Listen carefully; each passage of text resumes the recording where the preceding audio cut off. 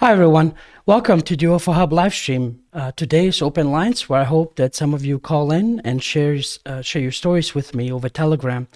You can download the app on your computer or your phone, and the link for the UFO Hub Telegram group is in the description below. There's a voice chat going on right now. You can join it and basically be live on the air talking to me.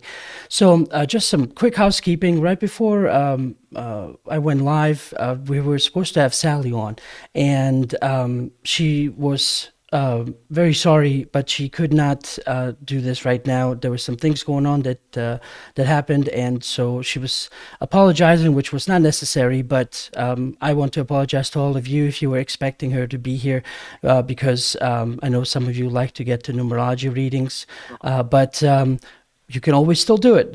All the links are in the description below to her website, booking a reading. And if this is something you're interested in, I hope and encourage you to check it out. So I might probably have her on next week again. And again, I'm sorry it did not work out for today. But later on, there was the idea was to have my good friend Michael on to talk a little bit about it's called the Ringmakers of Saturn, and was written by Dr. Norm Bergram. He was a scientist and engineer for Lockheed. Now, I don't know much about him, and unfortunately, I did not hear about him until recently, and I believe he had passed away. I could be wrong. Maybe Michael might know, but we'll see. So I figured, I asked Michael if he could do me a favor and just come on to basically just tell me what he knows about it and convey it to all of you. And besides all of that, Michael has always great information, so I'd always love to talk to him. So with that out of the way, and also for questions on YouTube or on Twitch, if you could please put 3 asterisks before your question, I'd appreciate it. It's just a lot easier to read it for me, because I know it's directly towards me, and I don't have to kind of sift through all the chat that generally goes on there. Okay, so without any further ado, let me bring in Michael. Michael, can you hear me? How are you? Oh, I'm doing fine, Adnan. I can hear you. Awesome. Yeah, no, I'm glad you were also able to change your schedule on a whim, because we weren't supposed to talk until maybe around 8-ish or closer to 8. So I appreciate you being flexible and I guess jumping in an hour early. Oh, no problem, Adnan. You're a great guy. I've known you a long time, and I don't mind doing this for you. Well, thank you. I really appreciate it. I secretly, and I don't mean to put you in the spot, because you have a lot of information and know about a lot of different things. I would love to talk to you on a regular basis, but then again, it's entirely up to you, and we'll leave that for another time, another conversation. But I guess why don't we, just get started, and just whatever you know, if you could tell me about this Ringmakers of Saturn. And for me, it's very first time hearing it. I don't know if some people out there are hearing that as for the first time as well, but just hit us with it. Okay. Yeah, very intriguing story, Adnan. About 2005, a guy named Jordan Maxwell came to St. Louis, and he gave a seminar, a friend of mine that sponsored it. And Jordan's a very interesting guy. He's done a lot of research on religions and the secret societies and stuff. And he said he was doing a workshop. I don't know where it was, but when it was finished, all these people came up and they all were talking to him.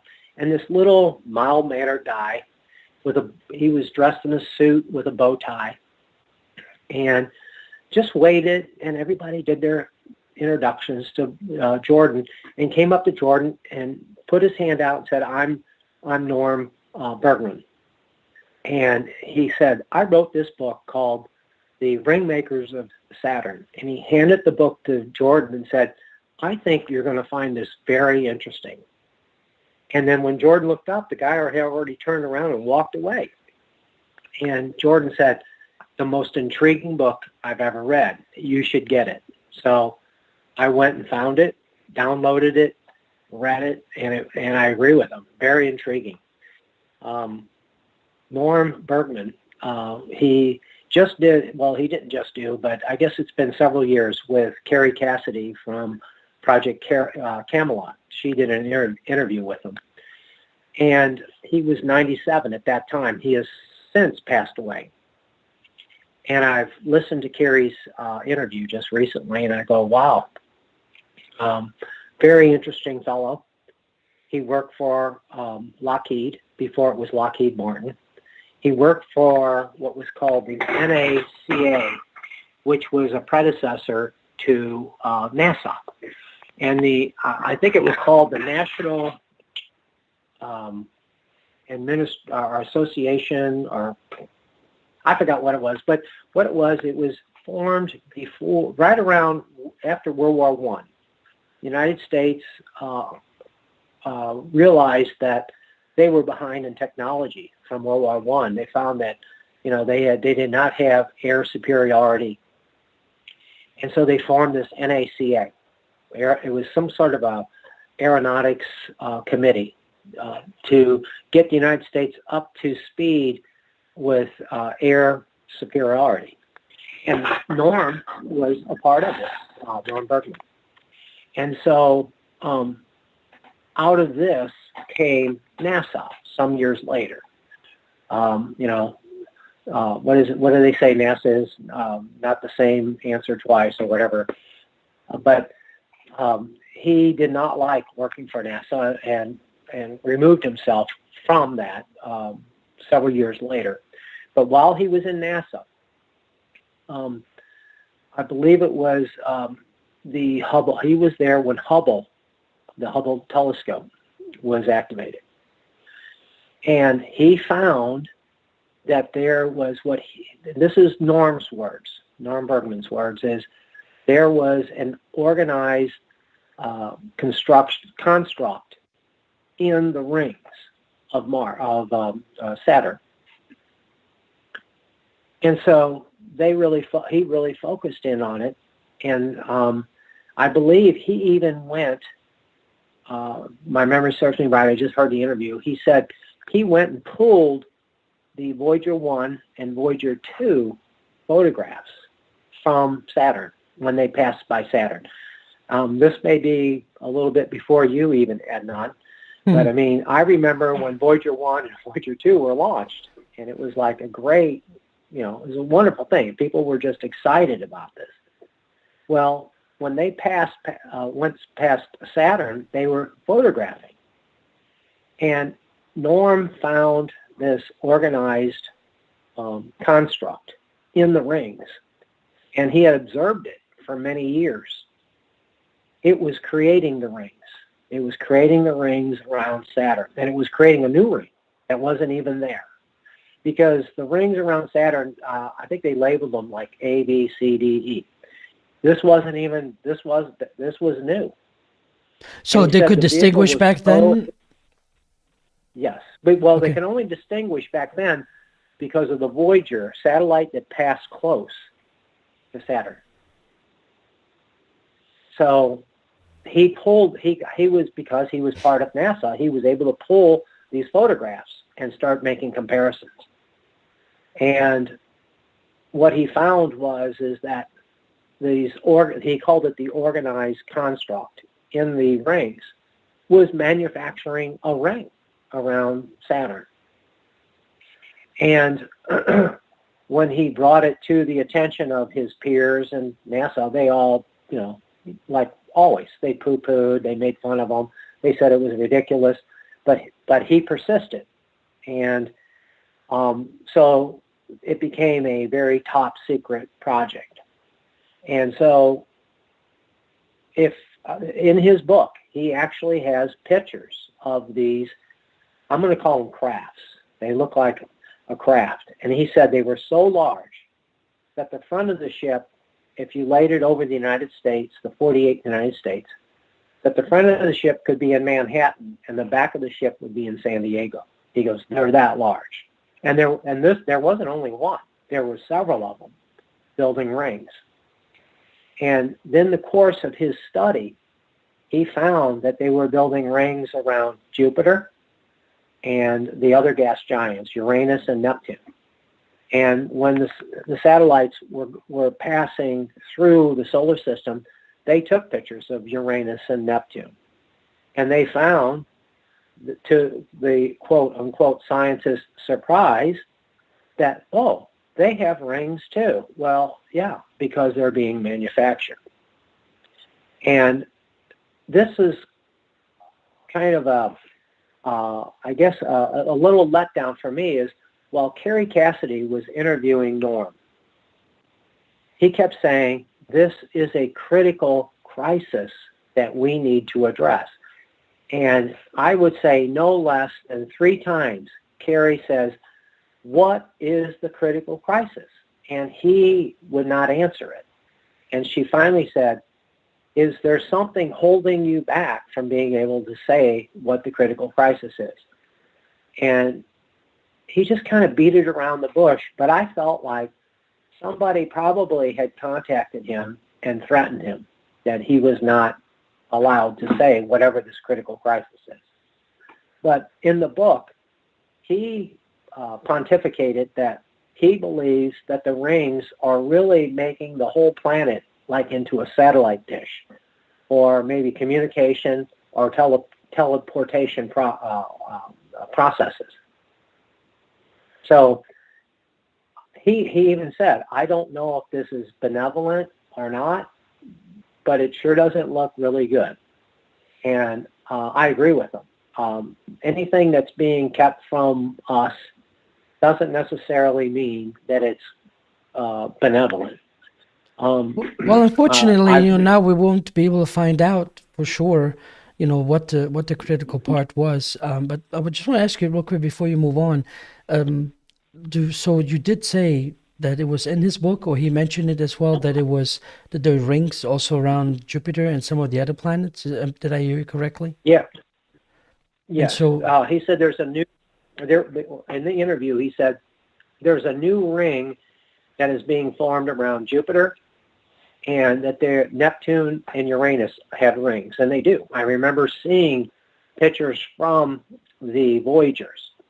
But now the ones now, they don't have anything. You mean like they were taken down on purpose? Maybe. I don't know, Adnan, but I can remember seeing the satellite images coming from the Voyager 1 and 2. I mean, that's how old I am, right? Mm-hmm. I remember the Voyager 1 and 2, and they were not as high resolution as they are today, but you could definitely see rings. And I remember commentaries were, well, these rings go from the north to south polar around Neptune and Uranus, where Saturn, they go, around the equator.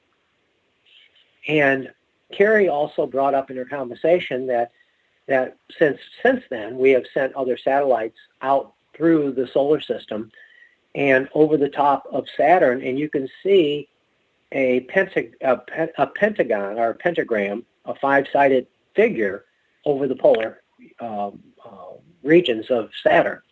So something is going on. I definitely believe our solar system is thriving with intelligent life. We aren't the only sentient beings in this solar system. I don't know if you know, I do a lot of dowsing, and I dowse for information on this, and I get that there are quite a bit of extraterrestrial life that are mining our solar system. They mine the asteroid belt, and they're mining other planets and moons in our solar system. And as far as they're concerned about what's going on Earth, they're kind of ambivalent about it. As long as it doesn't adversely affect them, they don't care, because they are here strictly for mining purposes. And I kind of picked that up. I haven't yet doused Norm Bergman's testimonies that he gave to Kerry, but I just intuitively, I feel like that's what they are. They are here with no intentions of helping humanity or anything on Earth. They're here strictly for their own purposes. It's not evil. It's not good. It's just, they're ambivalent to us. I find it So, interesting too, though, with all these other planets and everything else going on in the universe, that there would be, specifically in our neighborhood, doing all the things they do. yeah, I mean, um, I mean, are you familiar with Ceres in the asteroid belt, Adnan? Yes. Yeah. Look, I mean, just do a search on the internet and do Ceres. It's Ceres. It's a planetoid that's in the asteroid belt, and it's got lights on. It's got massive lights, and it's not reflective lights from the sun. Somebody is on Ceres, and they're doing something. I mean, it's not a little light. It's it's a pretty good size emission from Ceres. So I believe that there's massive mining projects going on to whatever civilization is mining these our resources, are the resources in this solar system. And I think we're going to find this throughout the universe as we expand out from the Earth. We're going to find what I call it's the greater community. And there's going to be good guys and there's going to be bad guys, and we're going to have to discern who's who when we reach out to others. And I think the Ringmakers have been around a long time, and they've manufactured these rings for whatever purpose. I think from what I remember from Bergman's book, he believed that these rings serve a purpose kind of like a satellite dish, like they may be a part of a communications or even teleportation. That would make sense. Let's say they've mined minerals and they want to shoot them halfway across our galaxy. Well, what if they've made Saturn into some kind of a teleportation antenna where they can reap the minerals and then shoot them across back home to where they came from? That's just me kind of, spitballing here and thinking about that's the possibility. I mean, if it was me, that's what I would do. I mean, that would be a way of getting your resources that you're harvesting here back home again. Michael, before we move on, I actually wanted to ask you this question, and then I also saw someone in chat asking the same thing. Can you maybe tell us a little bit about dowsing? Because some people obviously might not know what it is. Oh, okay. Yeah. Dowsing is, are you picking me up here? Yeah, I can hear you. You went silent a little bit, but just keep talking. Okay. He'll come back. Okay. Yeah, because I wasn't, okay, there. Dowsing is where you can use like a pendulum or what's called L rods or a different instruments, and you connect with your consciousness within yourself, and you can ask questions for discernment. I've been doing it for over 20 years, and I've set up protocols so that when I dowse, that I'm only dealing with that consciousness within myself. I call it the divine. And when I dowse, I also told the divine that I surrender my ego because I want to know the truth. I don't want you to give me answers to what I would like to hear. If I want that, I can just turn on TV and get that crap. I don't want that. I want the truth. And because once I have the truth, then I can start dealing with it.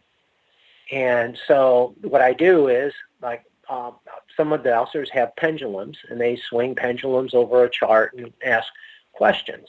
And they get yes and no, or percentages of probability. What's the percentage of probability that X will happen within Y amount of time? type of thing. And what I've developed was that I can ask questions about current events and things like that. And if there's events that are going to happen, let's say by the cabal or the powers that be, or what do you want to call them, I asked the divine, I said, well, can you change that? Can you stop that from happening? And it'll say yes. I said, okay. And would you be able also would you be able to expose the evildoers' plans so that every man, woman, and child would be able to see the evildoers' plans and receive it into their being so that they would know the truth? It says, yep, then do it. Then do this. Quash their plans so that it doesn't happen, and reveal their plans to every man, woman, and child so that they receive it into their being, and that we take the necessary and appropriate actions so that this never happens again. And I mean, it's so uncanny, Adnan, how when I start doing stuff, when I start dowsing like this, I let it go, I forget about it, and then I'll read a news story maybe a week or 2 weeks later, and it's like, holy cow, that's what I asked for. It happened. And I just stop right there and I go, thank you, divine. Thank you, thank you, thank you. And I just move on. And Michael, I don't want to divert from the functionality of this. I would love for you to continue with this. I just want to ask, I'm sorry if I missed it, but dowsing used to be originally basically two rods holding on, and basically if they crossed, then people used to use them to help them find the water or where water might be located. So it will just basically stay straight as you're walking around, and they would cross if they would, I guess, based on whatever you put out, because it doesn't necessarily just have to be water, correct? It can just be a thought. It can be anything you ask for. If your intention is to find water and you're walking across a field and you say, look, I want to find potable water within 450 feet below ground. Show me where first of all, you can say, is that possible here on this, let's say this person's property? Yes. Okay. Well, guide me to where that will be. And the rods will start moving you in a direction. And then they'll, like you said, they'll cross over. And it's like, that's it. And you drive a stake in the ground. I've seen so many people that have done this. And they drive a stake in the ground, and they bring the drilling crew out, and they drill down. They said, yeah, the dowser said, yeah, it's going to be at 425 feet. And the drilling crew says, yeah, we hit it at 390 feet. And it's like, wonderful. So, this is how dowsing works. I mean, you can do anything. You can move energy with your intention. Right. I just use the dowsing as a physical feedback system to get feedback from my intentions. Okay. Michael, just real quick then, thanks very much for that good in-depth info. Do you mind if I just ask you some questions from the people listening? Sure. This one is from Bradley. Bradley was saying, extraordinary claims require extraordinary evidence. I refer to the lights on Ceres. How did you come by this information? Well, I don't know if it's going to still be there, Bradley, but you can do a search. I would not use Google. Okay, don't use Google. Use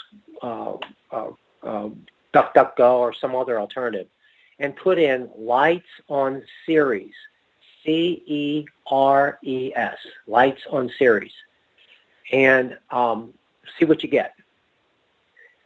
Because there are a lot of photos that came from the Hubble telescope before they shut it down. And Hubble was a project where if you were an organization, you could rent time on Hubble. Well, there were several organizations that started focusing on Ceres. And Ceres, you could even see it was an organized, it looked kind of like a city. It looked like it was perfectly round, but it looked like a spoked axis. I don't know if you ever saw the movie Contact with Jodie Foster. Are you That's kidding me? kind of Oh, what it yeah, resembled. right. It kind of resembled that a little bit, yeah. Um, But it wasn't the only one. There were other little ones that were like satellites out, and they weren't perfect. They were all different locations around that one really bright spot.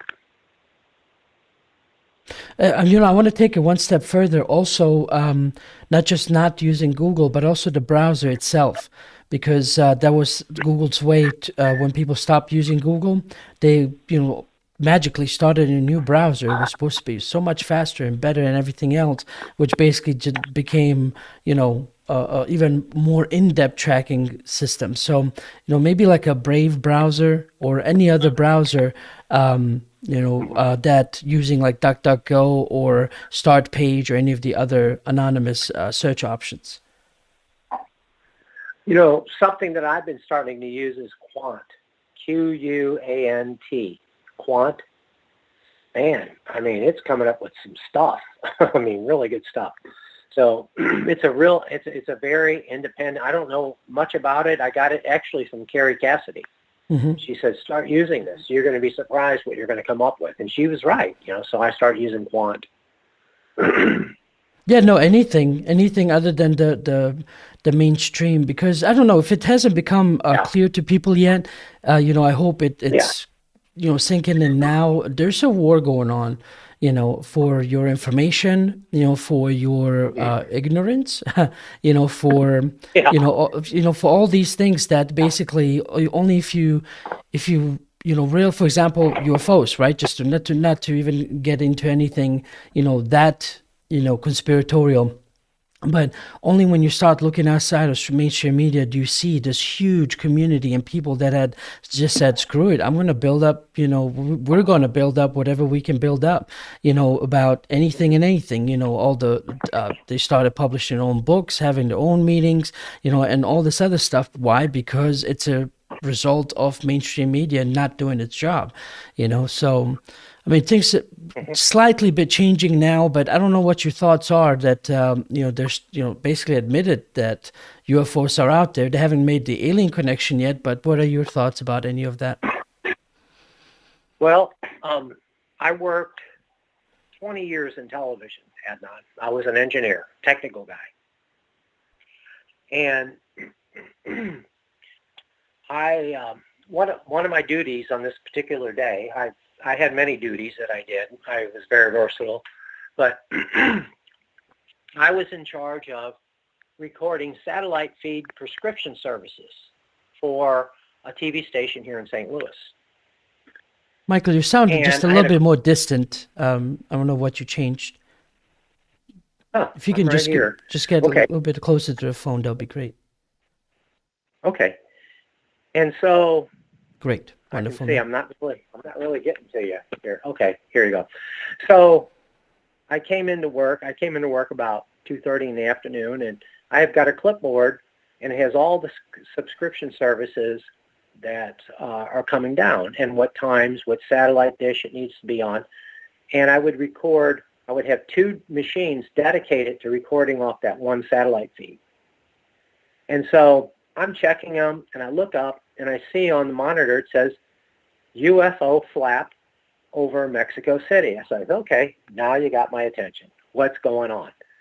I mean, Adnan, this wasn't like little white dots in the sky. These ships were down below office building level. I would guesstimate 20 feet in diameter. They looked like they were made out of stainless steel. The sun was reflecting off the hull of the ships, and they weren't like zipping around. They were just floating real slow. And imagine, this was a Mexico Independence Day celebration. So they had the Mexican national television service there. What year was this? I would say 93, 94. Okay. And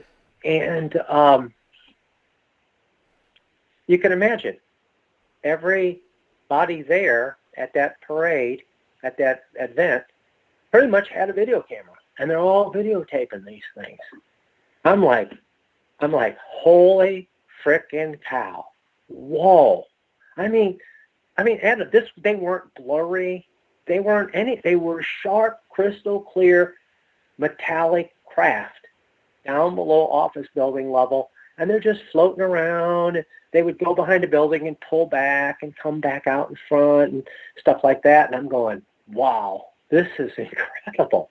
So I just stuck with it, right? And then the Mexican Air Force was scheduled to fly over the parade. So they're flying over and they're doing their formations.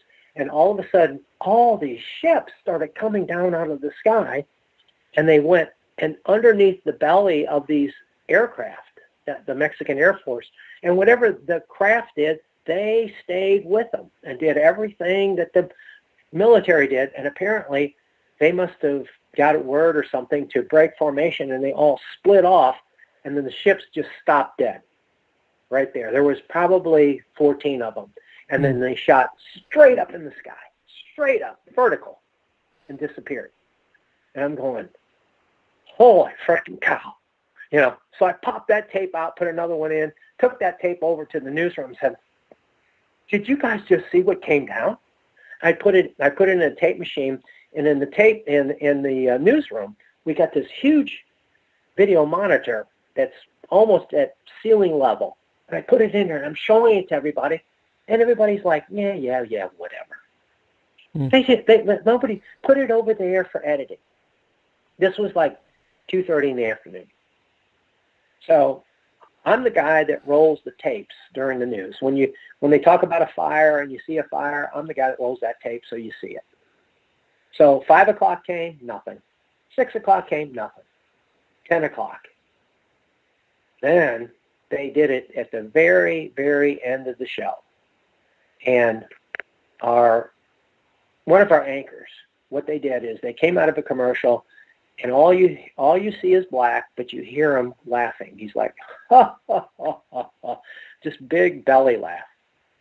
He says, those Mexicans, they're celebrating their independence, and they're drinking margaritas, and they saw UFOs. So what do they show? They show little dots in the sky when they all shot away.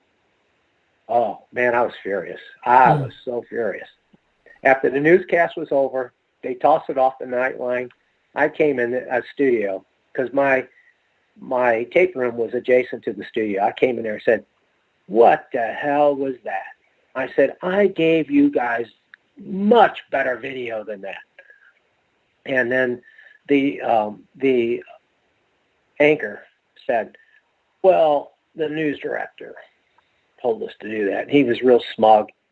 And then right there, I remember when I was in university at Webster University here in St. Louis, or in Webster Groves here in St. Louis. And I remember the professors used to tell us, you have chosen a career where you carry a very heavy responsibility. People aren't ready for the truth. If you give them the truth, it's like screaming fire in a crowded theater. This is a liberal university, Adnan. Liberal. I know. I don't know if you knew. I graduated from there too. I was just going to say. Oh, I didn't know you went there as well. Yeah. For television productions. Yeah, television and film productions. And we all met out after the class was over, out in front of the room, and we're all scratching our head because, it's liberal. And they're all like, what the hell was that all about? Like, we're not supposed to tell the truth, And then when I was working in television, I saw it all acted out.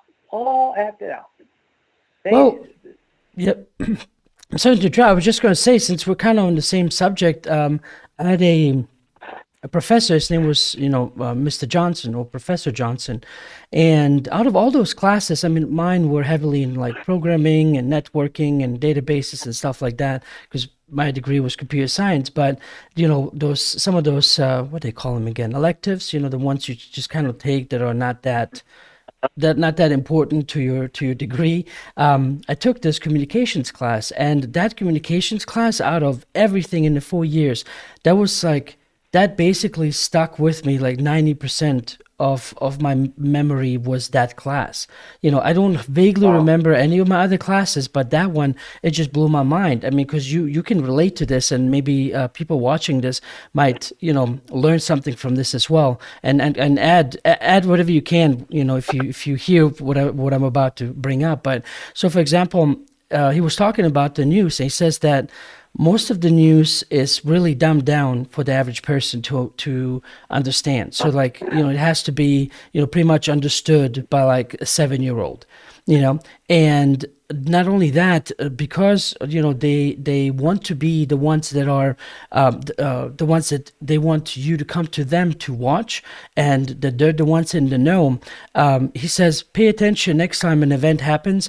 They would go like 12 hours, 2 days, later after it happening. They'll go to the location, but report on it as if it just now occurred, because it gives the sense of urgency, and it basically, because sometimes you notice that in the footage, right? They're standing there. I mean, everybody's gone, and they're like, earlier today there was a robbery here, so and so did this, right? And it was just to make themselves important enough for you to tune into them, as opposed to somebody else. And then not only that, all those questions that they always like to act like they're random questions, and just kind of off the cuff, are all pre-planned. There's nothing that they don't already know what they're going to ask, and what the answers are going to be given. And I can go into a lot more, but what do you say about what I've said so far? Oh, Adnan, 100% right on. The saying at the TV station I worked at, if it bleeds, it leads. Kind of. So if it wasn't bleeding, they'd manufacture it. I saw Right. them destroy good people's lives, just like we see today, and they accentuate the criminals. Mm. I've seen it. And then they cover up. And see, the thing is, with that incident with the UFO flap, I they wish call you it made a UFO copy. flap over. Yeah, I do too. But you know what? Shortly after that, I mean, what was it? Hard copy and a couple of the other little rag type magazine, news magazines carried all that. But now that it's down to that level, it's laughable. That's what they make it as. But but I saw this happen many, many times. How they destroy people's lives, and of course. And we all know this. We've seen this. Most of your viewers here have probably seen this. Anybody that speaks up about a real life UFO experience is made to look like you're just a buffoon, or you saw swamp gas, or whatever, And I learned at an early age that I didn't buy any of this, because when I was 9 years old, my family went to the drive-in one night. There's 8 kids and 2 adults in a station wagon, about 1965. We're watching a movie, and my mom goes, "Oh my God!" And I'm sitting in the second seat. I got 2 sisters on my right. I got 1 sister on my left. And I'm in the middle. And I'm thinking, okay, the movie got good. And then I go, what's going on? Mom goes, no, above the screen. I look above the screen. 3 glowing ships. They were like about the size of a dinner plate. And they were floating. They kind of like float, like you would see something floating on water. And then all of a sudden they stopped and they locked. And they were steady. And then they started moving in formation. They made these different formations. And then the police pulled up in front of the drive-in theater. I don't know if people listening to this knows what a drive-in was, but it was where you brought your car. You could drive your car to a theater with this huge screen. And you could sit there and you put a little speaker on your window, and everybody in the car could hear the movie. And it was usually old movies that had been out for some time.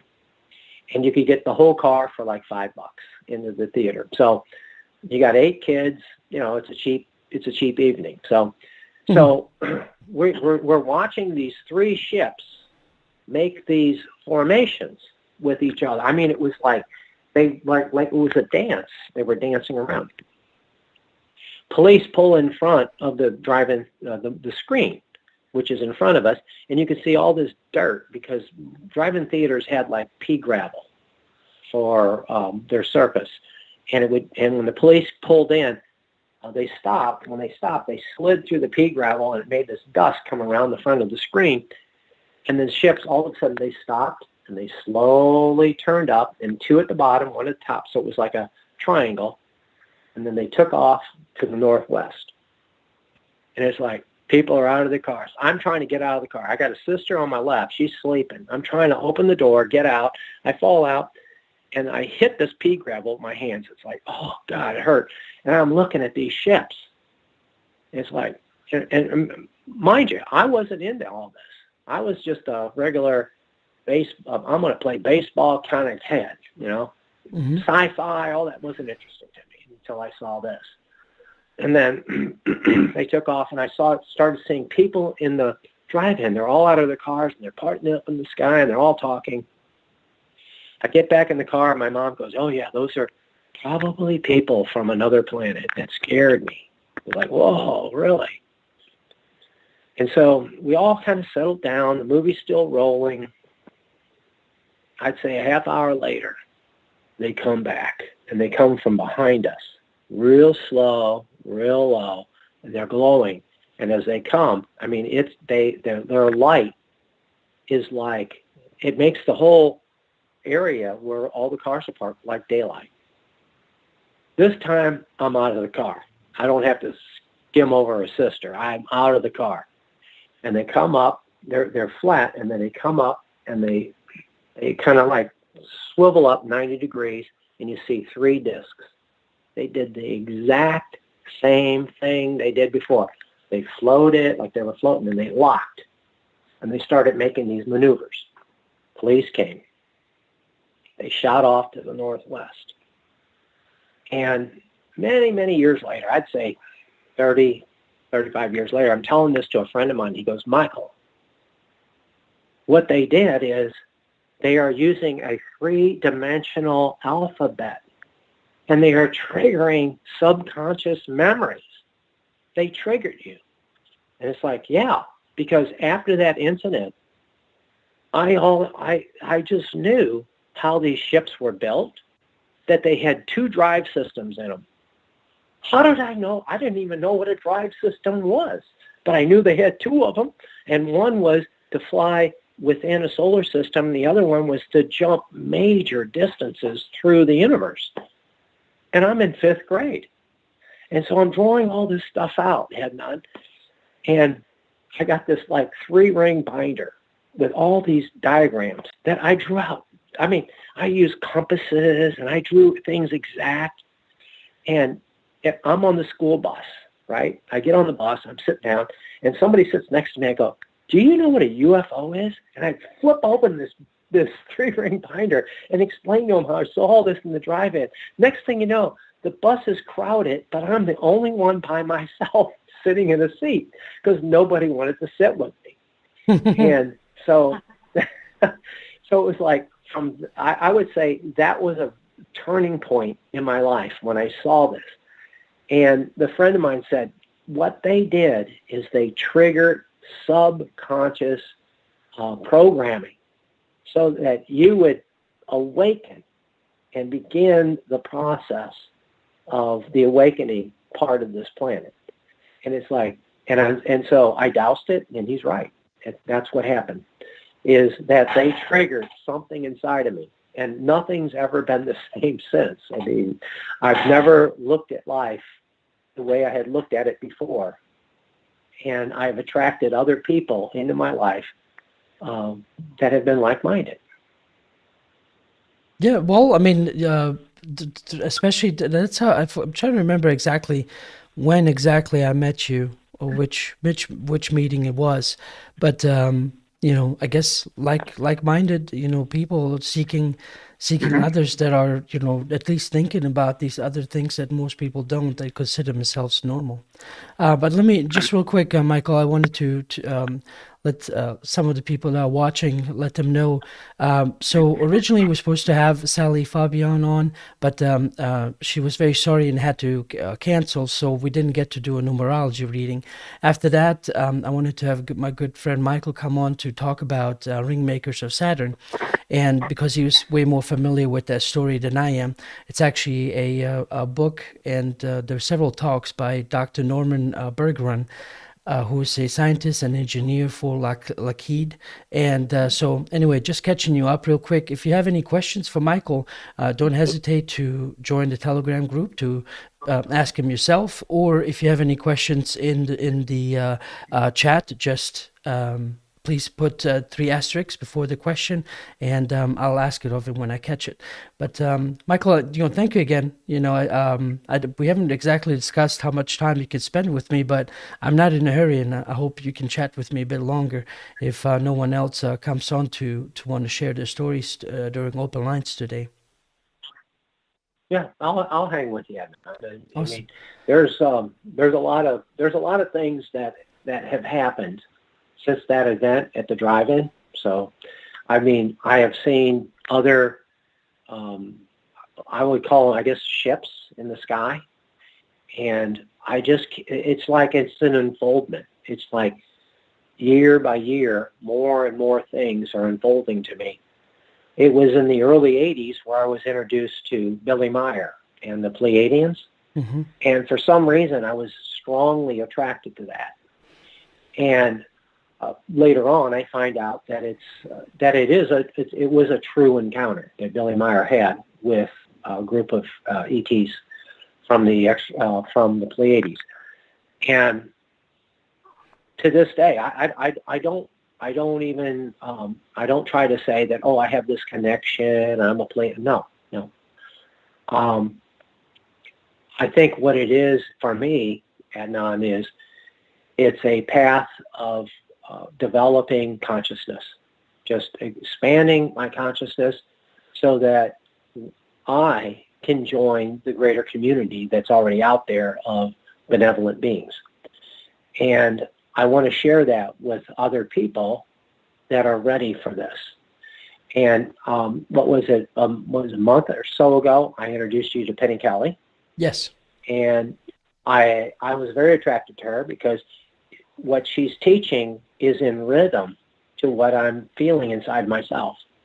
And I've been listening to Penny for probably a year and a half, and I have not found any inconsistencies with her. And she claims to be from the Pleiades, her last incarnation, and that's, quote, her people. That's what she calls them, her people. Okay. I mean, I don't find any problem with any of that. And I think we all have, if people that are on this call right now, Adnan, we are all here because we have a higher calling that we're here for. And that is to be the consciousness that we are, to develop our consciousness through what we're experiencing right now. And right now, if for all of us, whether you're in the United States or whether you're in Netherlands or whether you're in Europe or wherever you are, we're all experiencing a very traumatic experience through what's going on right now. But I think this is also the challenge for us to rise up and focus on what we want our world to look like. Mine is I want us here on this planet, to join the greater community of benevolent beings and advance ourselves beyond what we can even imagine is possible right now. I believe that there are fantastic, what would you call it, achievements that have been done that have been suppressed because the people that have been in control of this planet have suppressed. Everything from energy to medicine to agriculture to energy, you name it.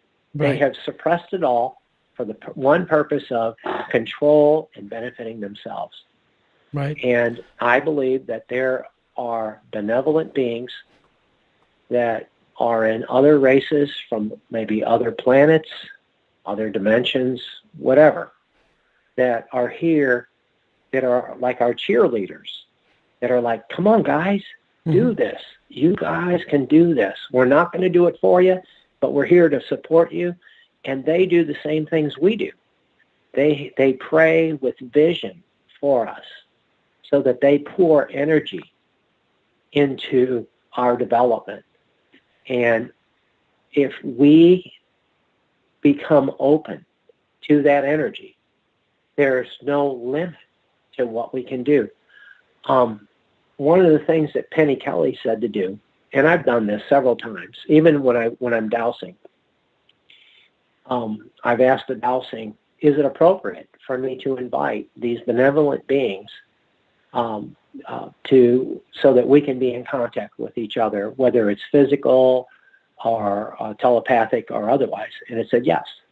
So Penny Kelly said, all you have to do is say, I invite you in. I qualify it. I say, you benevolent beings, I invite you in. Now, Penny said that after she had done that, within a week, she walked outside, she looked up, and she saw a craft that was hovering over treetops in her property. I haven't seen that yet, but I've had some pretty incredible dreams. And I think that's how they communicate. That's their first step, is in communicating. Right. So I'm gonna bring us back to the Ringmakers, Adnan, and I douse the Ringmakers, and I do not get any sort of malevolent intentions towards us. I get more, the Ringmakers are more ambivalent. Okay, you're here, I don't care, whatever. As long as you don't mess with us, we don't mess with you. We have our job to do. We want to do this, and we've been doing this a long time. And if you develop, great. But if you develop and you become a threat to us, we're going to deal with you. That's what I got from the Ringmakers. And in the bigger picture, I got that we're not messing with them. And there's going to be this, I guess you would call it, this harmony between what they're doing and what we're doing. And so I don't see any real threat to the earth. Penny Kelly, what was it, about a month ago, she had a clairvoyant vision, and the colonizers who were controlling the planet have left because they found that it's not worth their while because people are waking up. So it's not worth their while to stay here. Right. So they're going to evacuate. Right. Sorry to interrupt. Just real quick. I know you don't do social media, but on the Telegram group, I had posted a video. Maybe I can bring it up in the browser later on today and just show it to everyone else too. There was basically it was supposed to be happening in Boston, and the story that I got from it is that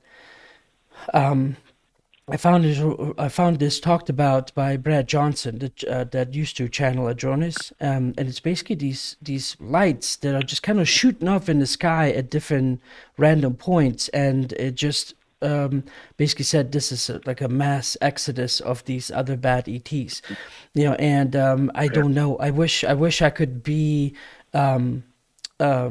Not for egotistical reasons, but a source for people that they can, if they come here, for me to tell them, yes, I know for sure you can trust this information. Unfortunately, most of the videos, I always have to just leave it for them to watch and make up their own mind. If there's something more that I have that I could add to it, I'll try.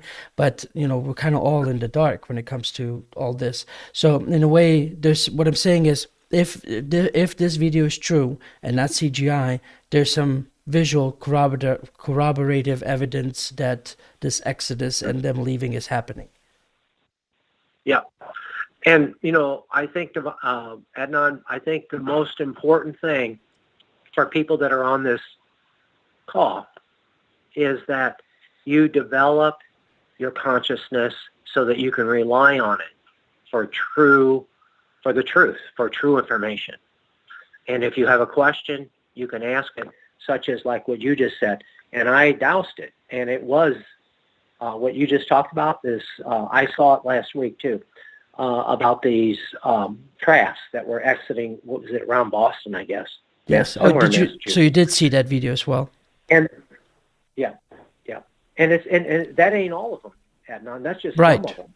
There's a boatload of them, that are, I guess they're packing their bags and they're leaving. And so, but here's the other side of the story, and I agree with Penny on this because I've doused it too. Well, they've left that these colonizers that she calls them. I like that, colonizers. I don't know if you've ever heard of William Bramley with the Gods of Eden. Whoa! No, I have not. If you haven't read that book, read it. Whoa, this guy I think this was back in the 80s. He wrote a book called The Gods of Eden. At that time he was in university, and he was writing his master's on conflict. And he was going to be a lawyer, and he was learning how to settle conflicts. So he toured Europe, and he started to do an investigation. To go back in time, to find records, he had to go to these churches. And he had to open up these scrolls, which were basically like newsletters to the members of these churches in these different areas in Europe. This was during the quote Great Plague, just prior to. And he found a church, one of the church scrolls said, if you're baking a pie, do not set it on your windowsill to cool. It could be very deadly to you if you do this. And many other things, the little things like that. And then he found that there was reference to at night that there were these men that would walk through the wheat fields, and they had something like a wand in their hand, and they would swing back and forth over the wheat. And then when they harvest the wheat, there was this great death. That's where we get the Reaper. What do you call it? The great the Grim Reaper. What do you call it? The Reaper? Yes, because they were hooded, and Bramley says that was because they had hazmat suits on, and they're spraying deadly chemicals on the wheat. I don't know if it's the same person, but there were a lot of, when you go to these different towns and these original Bibles and kind of original town hall books that have a lot of references to things like that. A lot of these happenings. Michael, just real quick, when you get a chance, please give me a window as well. There's a few things I need to address with you. So whenever you're done, please let me know. What I'm saying is, as we continue our conversation, there's some questions and other things. So I just wanted to let you finish up first. Okay. Oh, okay. Well, Bramley was saying that he never believed in UFOs or ETs. He wasn't even interested in it. But the more research he did, started pointing to that he called them custodians. That he goes, that we can go back in time. He goes, the first custodians were back during the Old Testament, where you had the Israelites going through the desert with a pillar of flame a cloud during the day and a pillar of flame at night. He goes, that's definitely, to him, and I agree with him, that's ET intervention. Mm-hmm. And they were leading these people. And so he goes through and he says, okay, that was the first custodians. And he goes, I think they passed it off to another group. And those were more of a hands-off type of group, which is what we're dealing with today. My belief is, like in the Old Testament, you have, Yahweh and the other one, I forgot the other, which I believe are probably either brothers or cousins. And so the custodian of this planet is kind of like today, where you have a rancher that has many vast cattle, but he wants to make sure either his son or his nephew can handle the ranch upon his demise. So he splits up the herd and see who can really produce for the herd. That's what Yahweh and Jehovah was about. And so they came in and they controlled the herd to see who was going to be the best fit. Well, today we end up with Jehovah. That's my conclusion. I mean, I could be wrong, but that's the way I see it. And so Jehovah is what do you call it? The scorch earth version, where Jehovah and Yahweh. Yahweh was more of the leather gloves version. And so that's what I believe we're under. And I think Bramley really hit it on the head. I mean, he was so close. I don't think he's 100% right, but I think he's very close. And that is, we have these custodians that are running the planet, and Penny Kelly says, well, they left because it wasn't going to work. It was going to, the people are waking up, which I agree. And all we have to do is wake up, do not comply. That's the key, is do not comply. It's a different energy than than resisting. Do not comply. Just say, I do not comply. Because they need your compliance in order for them to continue on with what they're doing. I really believe that we have a great future ahead of us, Adnan, and that we're going to join the greater community of benevolent beings. And I'm really very excited about it. I don't like what I'm seeing today. And we're all going to go through this. But just do not comply with these people. Do not give them your consent. Do not consent. They need your consent because it's a karma thing. And they want you to comply to them. No, I'm not going to do it. And I believe that we have many, many friends that are on our side that support us, but they're not going to do it for us. They're going to, like what I was just telling you, Adnan, they're going to do their kind of prayer, their visioning for us, and we're going to vision for ourselves. And I believe we're going to come out on a Cliff High says it. He calls it sci-fi world. I love it. That's what we're going to end up with, sci-fi world. Right. Fantastic. Oh, okay. Well, so a few things then regarding Penny Kelly. I'm hoping that I might be able to visit with her in person here soon, because she actually, I didn't realize I'm in Rogers all the time, and and the whole general Northwest Arkansas area, and I don't know exactly how many miles away from where I'm at, but we should be able to meet up. And so, excuse me.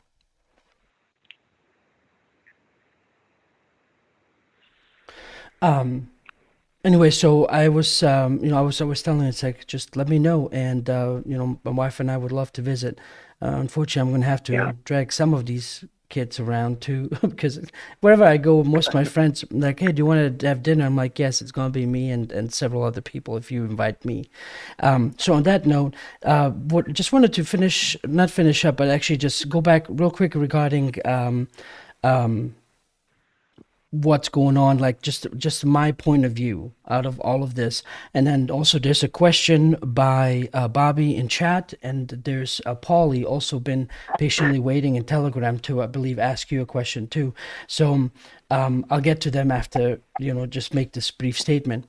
9/11 for most of us was kind of ahead of its time, to where as as tragic as it was, it had a very weird side effect of waking up a lot of people, and waking up a lot of people to a lot of different things that you would not expect, right? About government secrecy, about more hidden groups, the financial system, the just all these things that are just basically, hidden from the average normal person, right? And a lot of events that had occurred during 9/11, especially what they call the Pentagon footage, not going to go into great details there, but that was my awakening moment, because when I saw that and they're saying this in an airplane, and of course, I think otherwise, I was just stunned. I was just staring at it, looking at it, going, what in the, like, there's no way, it's just something in me that, for example, if you do something in front of me, right, and you say, you move your arm to the left or something like that, but keep insisting that you moved it to the right, I will, there's nothing that you can do that will make me change my mind. Like, I saw it, I witnessed it, no matter what you tell me about that, I see, whatever occurred, that's what it is. And so that's what, it was kind of like this, breaking of a bubble, right? Popping off a bubble, the normalcy bubble, to think that there's more there than just, what were the official story. Because at the end of the day, it was about a narrative being sold that you either bought into it or you just knew what in the world they were doing.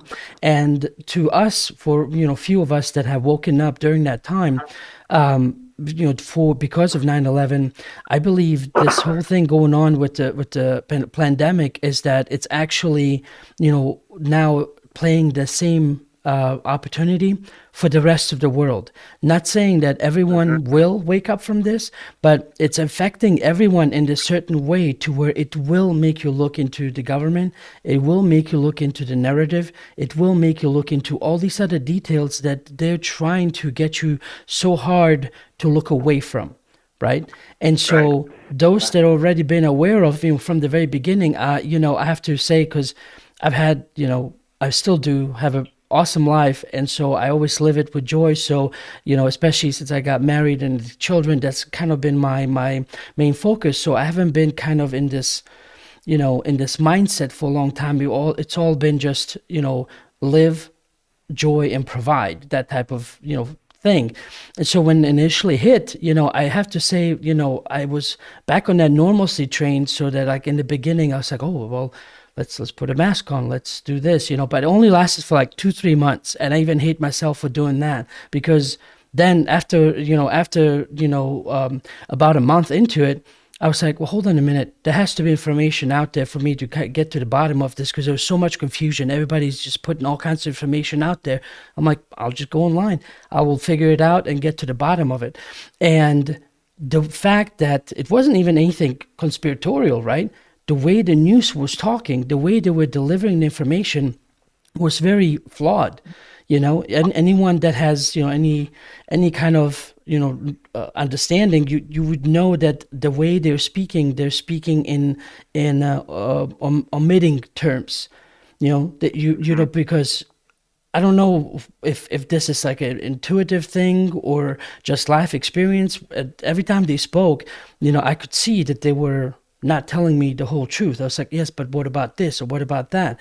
Or the way they were doing the cases, they were like pushing the cases so heavily. I'm like, but nobody is dying. It's like, it doesn't matter. You can have 1 million cases. If nobody's dying, then nobody's dying. But they were using those because they were just, ramping up. Anyway, and then, of course, it turns out the cases were also artificially, jacked up, because I have at least 3 different nurses that I've personally met and talked to, that they were those cycles. They increased them way high, so to where even like this perfectly healthy human being, they basically amplified the sample rate by like 35, 37, to a point to where it's not even usable anymore. You basically, it will magnify anything that's within your system to where they'll come up with something, it's so magnified, and so then, of course, based on that, you'll have kind of like a false positive, to where like, yep, we got a case. I'm like, well, yeah, it's a human being that has germs, and you just magnified the shit out of this machine, or put it through all these cycles. Of course, it's going to find something. Yeah. Anyway, What I'm saying is, I've noticed this has had quite an effect on a lot of people to where they are now looking differently at their normal day-to-day lives. They were basically, this is their moment where mine was sitting in Monsanto, staring at the rocket hitting the Pentagon, going, what? You know, what in the world are you telling me here? This is not a plane. I don't give a shit how many times you try to make it into a plane. It is not a fucking plane, you know? And just watching it over and over again, you know, that was like my moment. And I've noticed so many people are there right now, but with this pandemic, you know? And I'm you know, it's a multifaceted, you know, multifaceted event because it has different things, different meanings for different people. But, you know, I believe that it's there for most of us to just kind of get out of this normalcy, this bubble that we call normalcy. So anyway, that's just my opinion on that, to keep it short. Otherwise, I could keep going on for another hour. So can I ask you, I want to ask you two questions. One is coming in from Bobby, and then I want to put Paulie on, if that's okay with you, Michael. Okay. All right. So Go ahead. I'm sorry, I'm not quite sure how to read this, so bear with me. Bobby says 2 questions. Babylon working. It was a Jack Parsons / L. Ron Hubbard experiment. Radioactive female embryo. A demon entered the fetus. Born same year as Hillary. Heard of it? Yeah, I'm not sure. No. I'm sorry. There's, if you could maybe break it down one thing at a time and just kind of give just a little bit more context, that would be great, Bobby. I'm not quite sure what you mean, but do you understand what he's talking about, Michael? Kind of like Hillary is some kind of a being that was like a construct to bring her into this reality. Yeah, I would say to that degree, everybody is here for a purpose, to play out this act. And obviously, the bad actors are here for a purpose. The Native Americans had a saying that said, the wolves are in the woods to make the deer strong. That's why they're here. They're to make us strong. The evildoers are here to make us strong so that we vanquish this. I see that there's a perfect harmony in the universe, Adnan. Mm-hmm. And yeah, I do not like evil. I do not like evildoers. I do not like what they're doing to children and to other people on this planet. But in the other side of it is, it brings up this energy inside of me that's like, ugh, I'm not going to put up with this. I don't want this. And so what do? Well, immediately I start in the creative mode of creating what it is that I want. And to quash them, number one is I want them quashed. I want them stopped, number one. And I want them brought to justice. And I want them to be held accountable. Yep. And I want to bring harmony to this situation. I don't know how I don't try to dictate to the universe how it's got to do it. This is the end result. This is what I want. And that's how I approach the problem. And yes, I feel like in my life right now, Edna, I feel like I'm sitting on the sidelines. Then the universe is going, you got to sit on the sidelines. And I'm like, I'm third string. I feel like I'm third string, Adnan. It's like, man, I want to get out there. I want to get out there in the field. I want to play. But it keeps telling me to sit on the sidelines. And so I agree, because I've been quiet when it comes to a lot of my friends, because, those that have seen it, they have to kind of go through this process and see it for themselves. If I have to hold their hand or tell them, please look at this info, then they're not, they're just it's going to feel tilted. It's going to feel forced. It has to be like within a type of gut feeling where they just go, oh my God, what did I just see? What is this? To shake him to their core. And when that happens, there's no amount of a genie putting that thing back in the bottle. You know what I mean? Oh yeah. And they got to know that you're the guy they can go to when that happens. True. Like, okay, Adnan, hey, man, I just saw this, man. I'm like, I can't tell you how many people I've had over the past year that's done just that. Hey, you know, Michael, you were right. You're like, whoa. It's like, I don't, it's not about me being right. I want you to see this. And I want you to take action for yourself. Number one, take care of yourself and your family. Then take care of your community and start waking up your community. And it doesn't mean being like out there as a wild card. You know what I mean? Right. Right now, I'm working in my neighborhood, and I'm working towards setting up a neighborhood a support alliance. And people are going, well, this blows me away, Adnan. I get these text messages. Well, what happened? Well, why do we have to do this? It's like, okay, that tells me you're watching CNN, you know, or whatever. Right. You ain't awake, you know, but that's okay. I can roll. I roll with all this. I really do. I roll with it. It's like I'm looking for the lions to awaken the lions. Okay, once the lions are awakened, okay, if there's sheep in the bunch, and they just want to be sheep, okay, well, we'll herd you over here, but what I'm looking for are the lions that want to stand up and say, yes, we are going to take the next step in consciousness. We are moving forward, and we're going to create these communities of people that are in harmony with the environment, with sustainability, with good food that energizes us, and being healthy. That's my focus. Because once we do that, Anna, we start harmonizing our energy.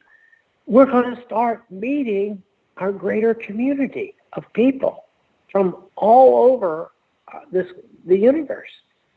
It's like they're rejoicing.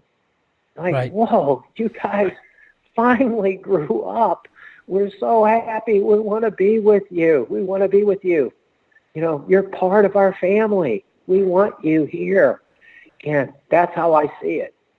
And every day I focus on this, not so that I can join the greater community, it's so that we can accelerate ourselves, myself, my family, my community, and onward. And that's how it works. And I know eventually we are going to harmonize with our greater community, Adnan. We are. And you, me, and everybody that's on this call, it isn't some far out distant thing that's technically you're the only one on the no. call. Everyone else is watching on YouTube, just FYI. Okay. All you guys, we will live to see this and experience this. That's what's important, is to join together so that we can be a part of this greater community. And that's what I'm excited about. And as far as like what we started out on the conversation with the Ringmakers, okay, so they may be ambivalent beings, but you know what? They're contributing to the awakening of the consciousness on this planet.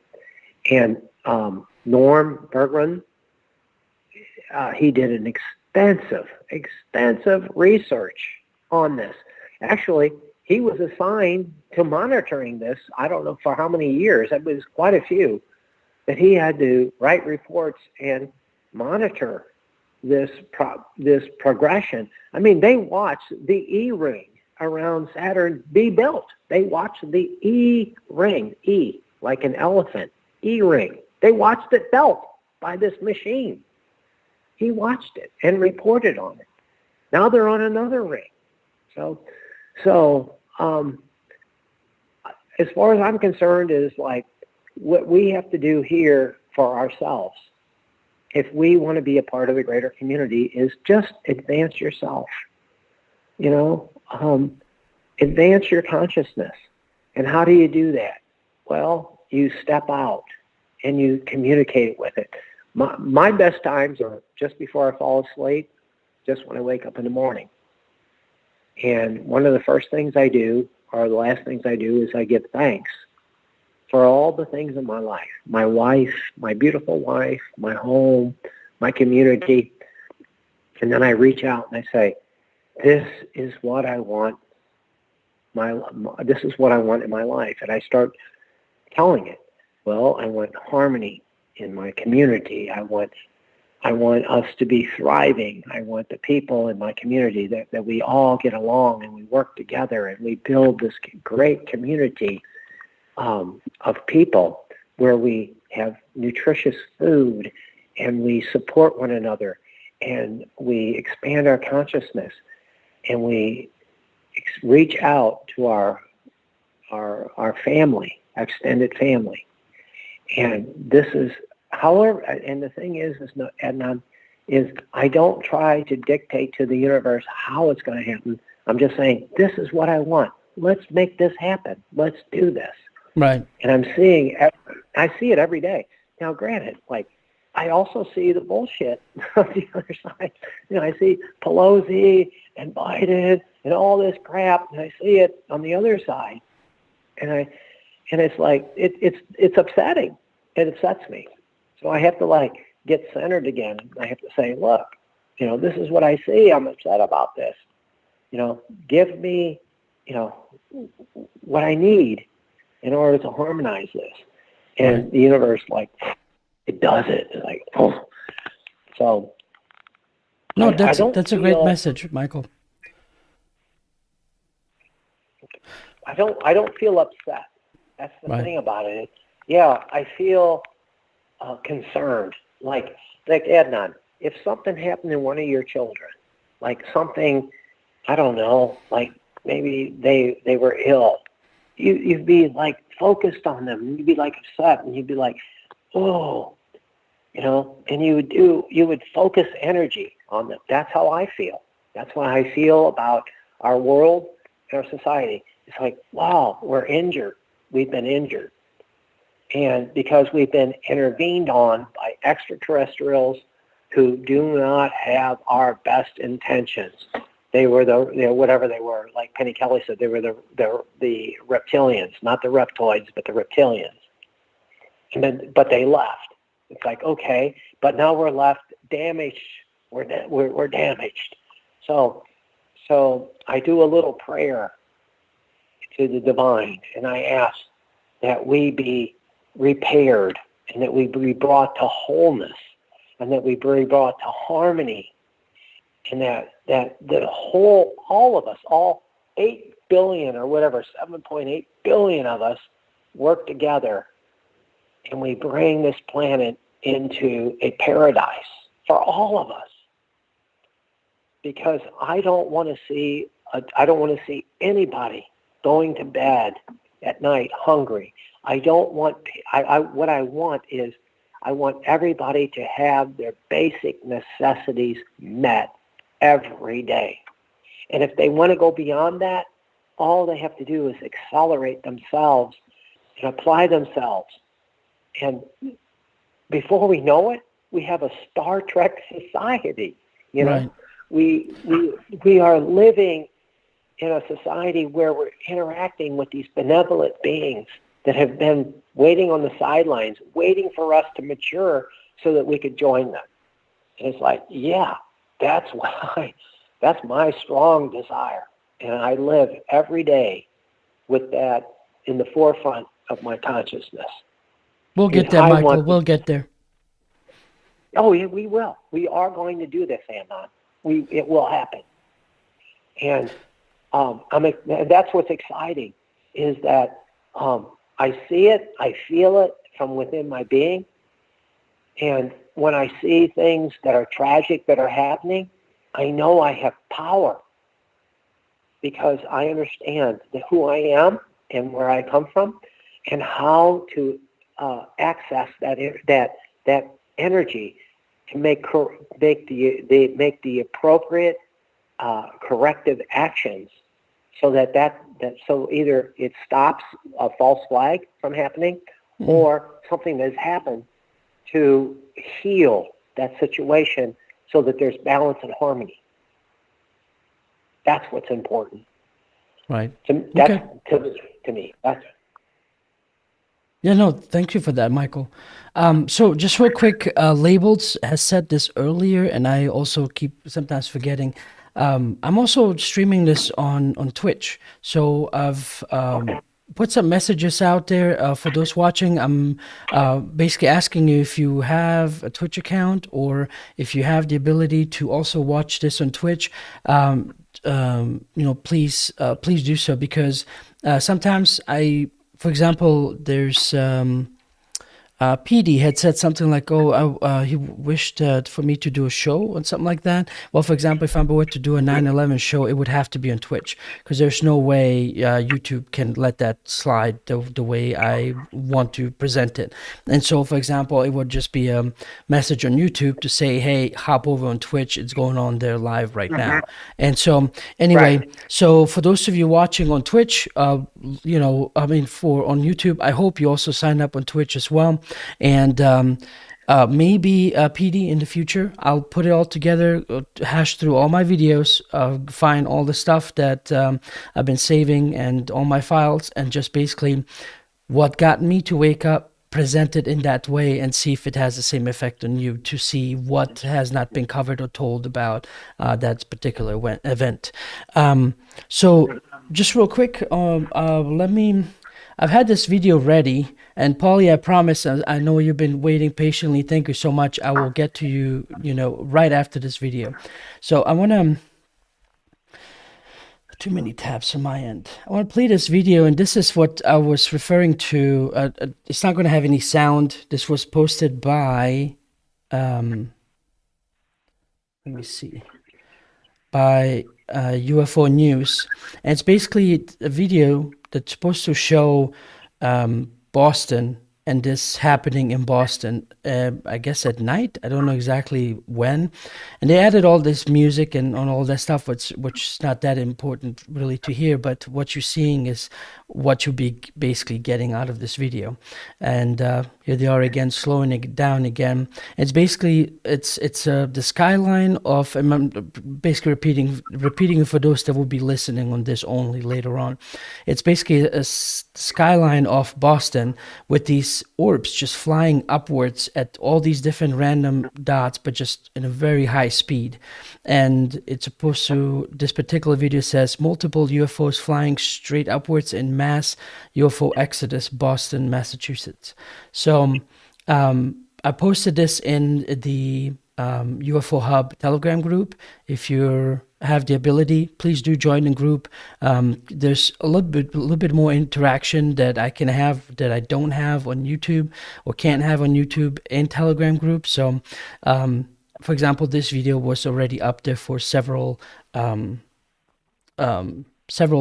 days before I got a chance to show this to you there. So if you have a chance, if you can, don't hesitate to sign up for Telegram as well.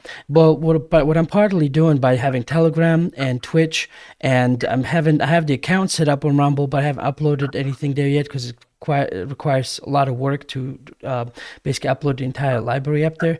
But basically, what I'm doing is I've stopped using Twitter. Maybe you guys can see that I just had one last post. It was supposed to be a Atlas Shrugged, where I just basically said, "Who's John Galt?" And then some people on Facebook were answering about all kinds of lines and whatnot, but I don't think they understood what my intention was. I left Instagram, I've left Facebook, I've left Twitter. I'm leaving the account and controlling the accounts, but I will not be interacting or posting anything publicly there anymore. Sometimes I notice if I have to reach out to a guest, they only have Twitter or other things, so I kept it for that reason. But there'll be no more updates coming in on those platforms. So I've been trying to reach out on expand on Telegram, Rumble, and Twitch, because I don't know how much longer it'll take for YouTube to kind of not like the direction I would be going, because eventually, in order to cover truth, you have to go into every, crevice possible. And if they have a narrative that they control and they want it in a certain way, and they don't like you basically kind of exposing that, then of course the next thing they do is take you down. And some great channels have been removed just for those reasons. So anyway, there's the video you can see in the Telegram group. You also seen the name of it. So if you're on YouTube, you can do a separate search to watch it again for yourself. But Michael, let me bring in Paulie to see what question he wanted to ask. Is that okay with you? Yeah. Okay. Go ahead. Paulie, you are unmuted on my end. Unmute yourself and go ahead, ask your question. Hey guys. Hey, how are you? Fascinating conversation. Good. You know, I don't think I'd get an opportunity to talk to someone that knows about dowsing. So I'm very curious. Not a lot of people seem to talk about it on the internet or in real life. So I have lots of questions like, is it a learned skill? Is it intuitive? Does it only work for minerals? Do you need a stick? Can you find cancer or stock prices? Is there anything you want to share about it? I think a lot of people might find that pretty fascinating. Now, real quick, Paulie, I won't mute you. I'll give you another chance to ask again because you have literally waited for like half an hour. So I do appreciate that. So if you can just mute yourself on your end, and then when Michael is done, you can ask again if you like. I certainly do appreciate you doing, basically waiting. So go ahead, Michael. Okay. Like I've been dowsing for 20 years. Okay. And over that course of time, I found, okay, there we are. I found that the quality of the answer is in the quality of the question. And you can ask any question. There's no question you can't answer or you can't ask. But I found over the course of time, one of the things that I really find very valuable was to ask, what is the percentage of probability that X will happen within Y part of time? Such as, what's the percentage of probability that Trump will be reinstated publicly and seated as President of the United States before December 31st of 2021? See, now do you see, that nails down specifics. The more general the question, the more general the answer will be. Like, will I be rich in my lifetime? Well, okay, rich in what? Rich in love? Rich in experience? Rich in money? Finances? Whatever. So I found that the more that I am very specific about what I ask for, the more specific the answer will be. And even with that, I start narrowing down very, very specific things. And one of the things that I've been asking for almost 5 years is, Donald J. Trump, does he have benevolent intentions towards the people of this planet? And a man, I just constantly get unequivocal yes. And I say, okay, then, in my mind, I'm thinking, okay, how can I frame this in a question I can douse, which is, why the hell does he keep promoting vaccinations? And so I came up with a question is like, okay, Donald Trump is promoting vaccinations. Is this good? No. Unequivocally. I can't frame it in any other question other than no. So is he then being purposely deceptive? No. So then the next intuitive question comes to me, so is he getting bad information about what he's promoting? Yes. And it's like, and my very being says, I can't buy that. I just can't buy that, So I'm resisting the very answers that I'm getting. And I keeps going, well, no. He's part of the cabal. He keeps telling me no. And I keep saying, it's kind of a quandrum back and forth. But what I set off early on when I first started dowsing, and I'm glad I did this, is I set up protocols for when I douse. And one of the protocols was, I told the divine, I surrender my ego to you when I douse. I want the truth. Because if I don't want the truth, I'll just watch TV. But I want the truth. And when the truth comes through, then I've got something that I can actually deal with, because you have that control. You have that ability. If you know the truth and it's not moving in the direction that's harmonious for yourself, your family, let's say, your community, or mankind, you can start saying, then can you change this? And very, very rarely over the 20 years has I ever got a no on that question. It always says yes. And is it appropriate for you to change it to this, whatever the outcome is? And it says yes. Then do it. Do it now. Do this now, and do what is appropriate. Do the corrective actions and what is appropriate to bring this about. Do this now. So be it. Thank you, thank you, Now, thank you. That's how I approach it. That's how I approach it.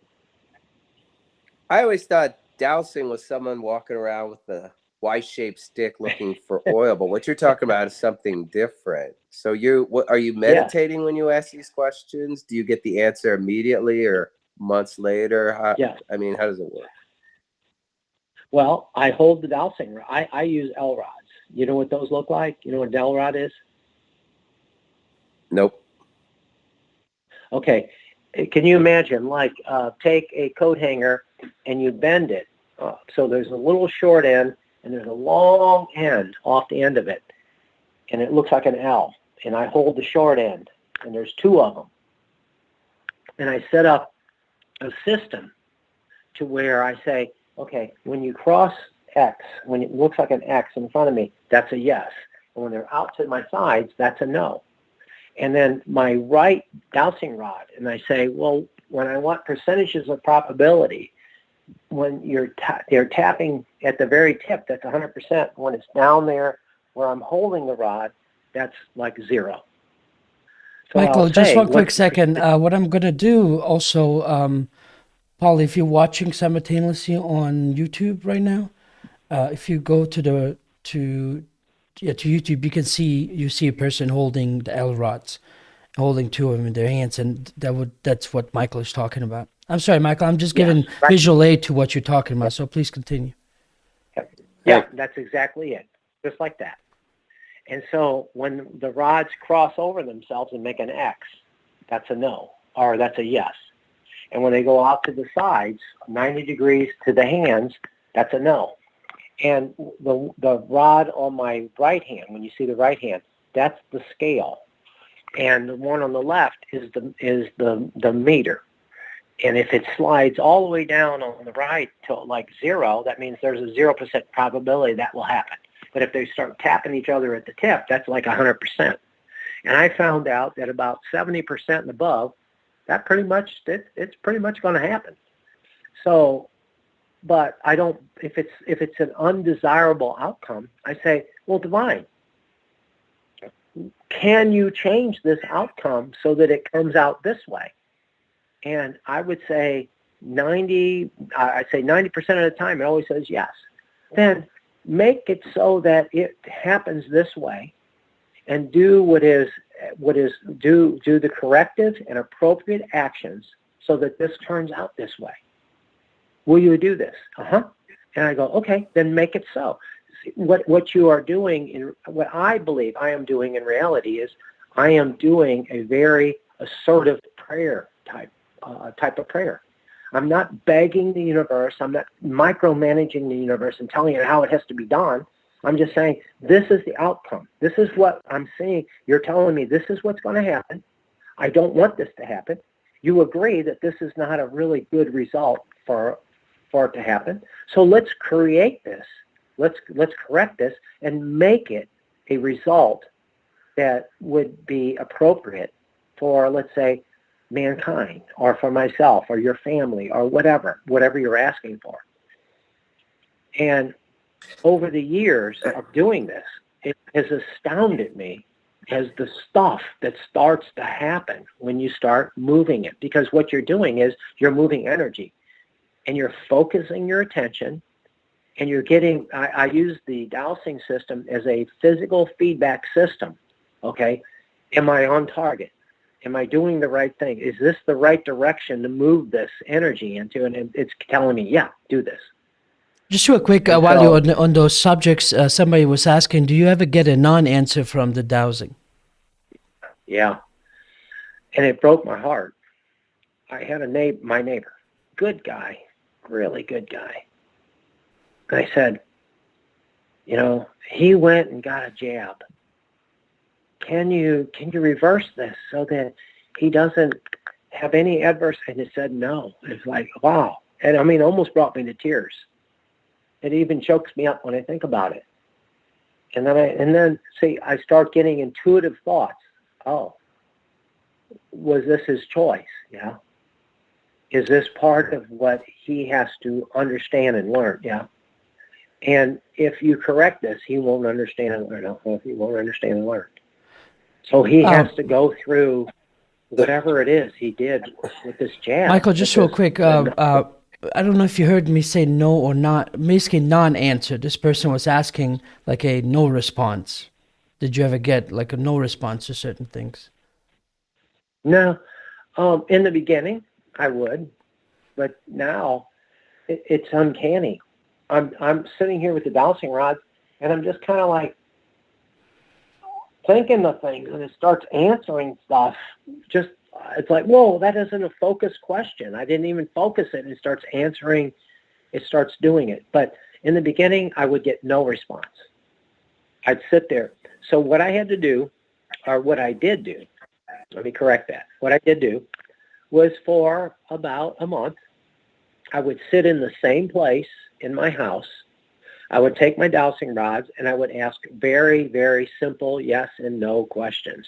And I would say, this is my yes, this is my no. Okay, now, and I would just ask very simple questions, and it would shake and it would like barely move. Today, I mean, the dowsing rods just slap around like crazy. So yes, you will get a non-answer, okay? And what I found with a lot of non-answers is you're asking compound questions. Well, if I'm to go to Philadelphia, would this happen? But if I go to San Francisco, would this happen? Okay, you cannot ask compound questions. It cannot answer those there's no way for it to answer it. You have to be like a lawyer interrogating a witness on a stand. Ask one question that builds on another question that builds on another question that gets the result that you're moving towards. So that's why I catch myself. I even ask those questions to this day. Well, that was a bad question to ask because I'm asking compound questions. So I just say negate, negate, negate, and it goes back to ready for question for me. Because a lot of times the rods will just shake. If I'm okay, I get it. Is it kind of like? Have you ever done the? Some people use a pendulum. I don't know. Some people use a Ouija board. I've never played with that stuff. Is it kind of the same thing? And also, do you think you're talking to the same energy every time, or maybe sometimes someone else is answering? Is it your higher self? Is it a ghost? What's going on? And thanks for putting that picture up. Okay. With dowsing, like any of the other sciences. First of all, what you must do, and this is very, very important, is you must establish a protocol through which you're going to communicate.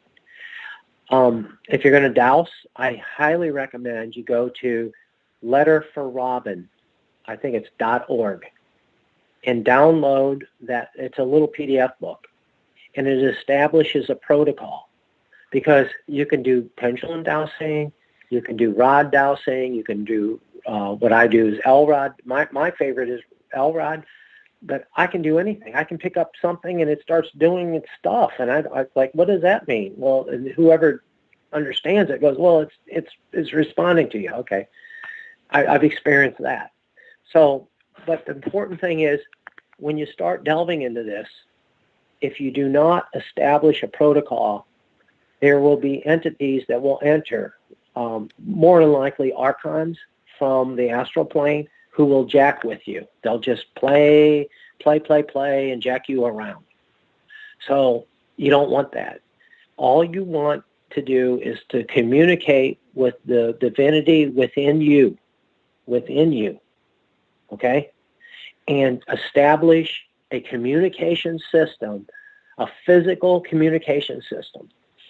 And eventually, and this is happening with me, it's been happening for years, is you will get a premonition, or I start getting a premonition of the answer before the dowsing rods even move. And that's where you want to be. Eventually, the dowsing rods or the dowsing system you will give it up, because they're nothing more than training wheels.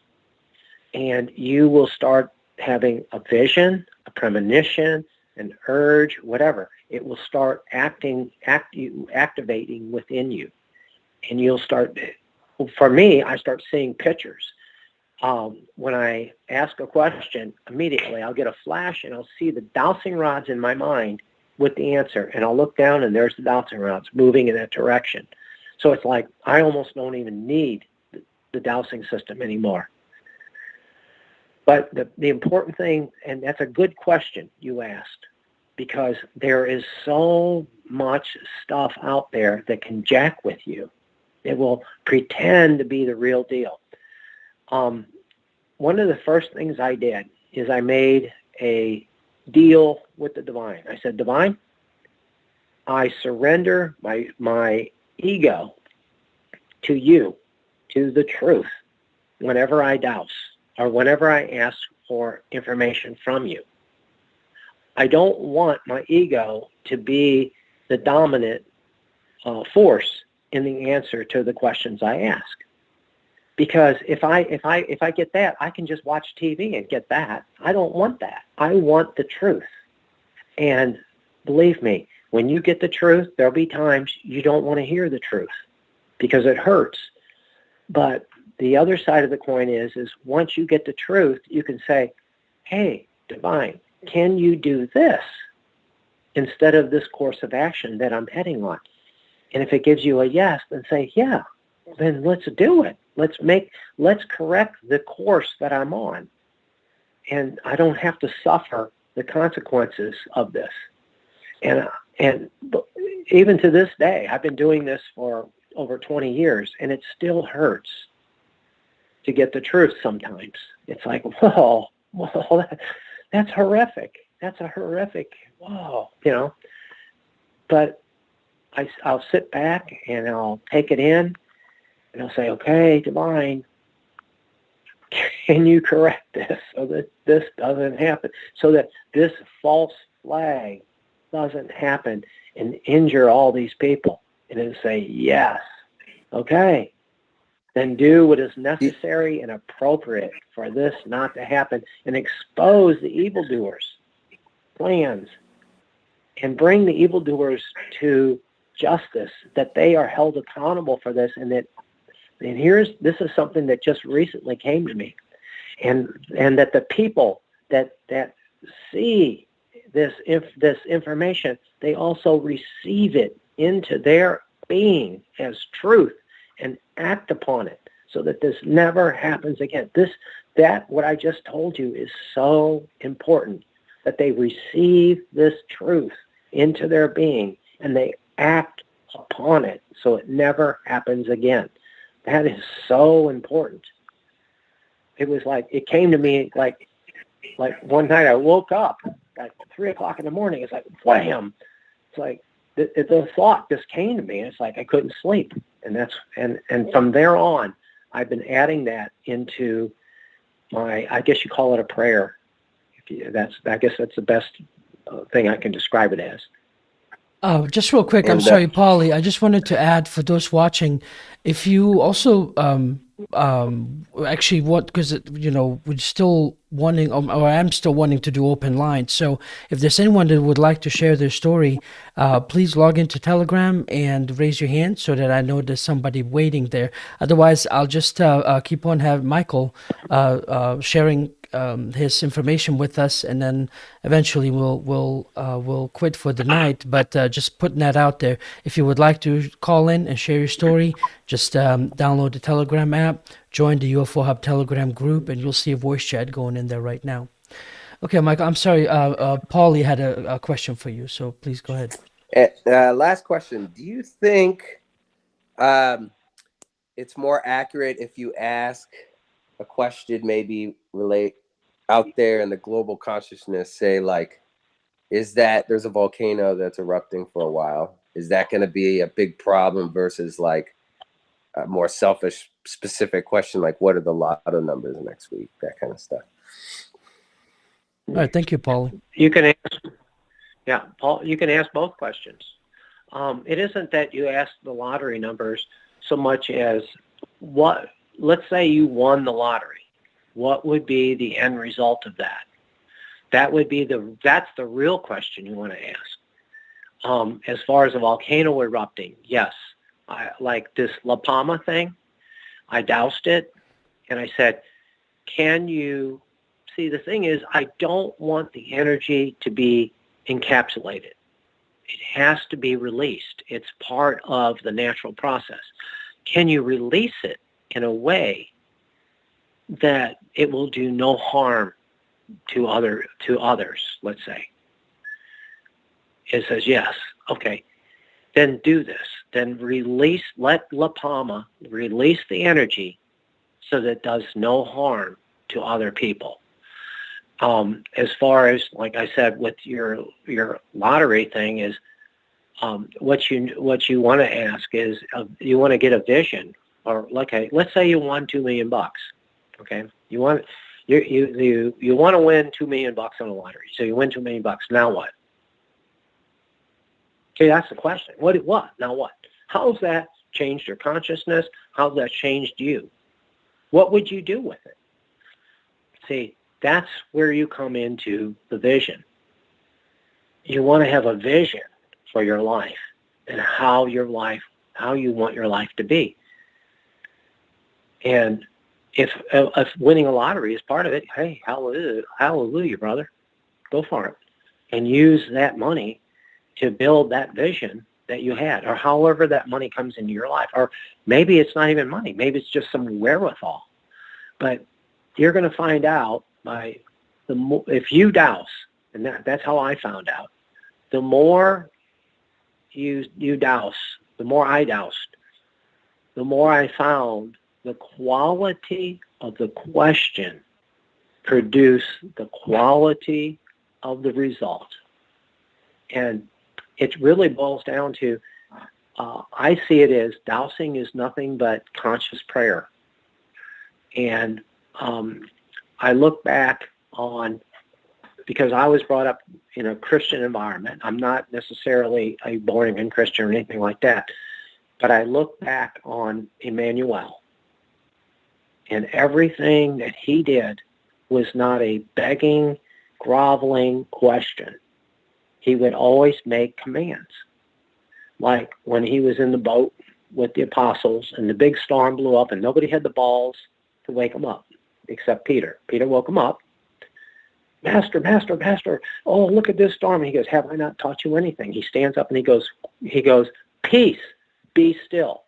Did he grovel to the universe? Did he make any No. He made commands. That's us. I learned from that. I said, make commands. So when his best friend, or one of his best friends, Lazarus, one of his family came to him and said, Lazarus is dead. So they took Emmanuel to Lazarus. What did he say? Lazarus, come forth. He didn't make any groveling, nothing groveling, no prayerful, all the crap that we learned from the Catholic religion and from all the church, groveling, doesn't work. You have to make commands. And what I found through dowsing was, I want to make commands that are in harmony, I want this to work out for everybody. I don't want it to be one-sided.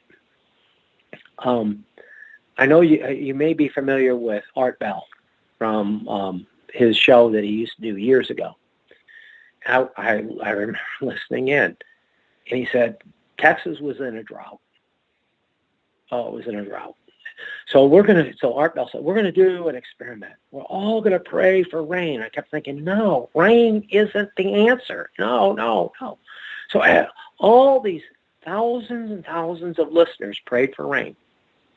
And what happened? There was a deluge in western Texas. I mean, it was a flood. Art Bell got on there. No, don't ever do this again. No, we don't ever. No, that wasn't the right thing. See, they all thought the answer was rain. No.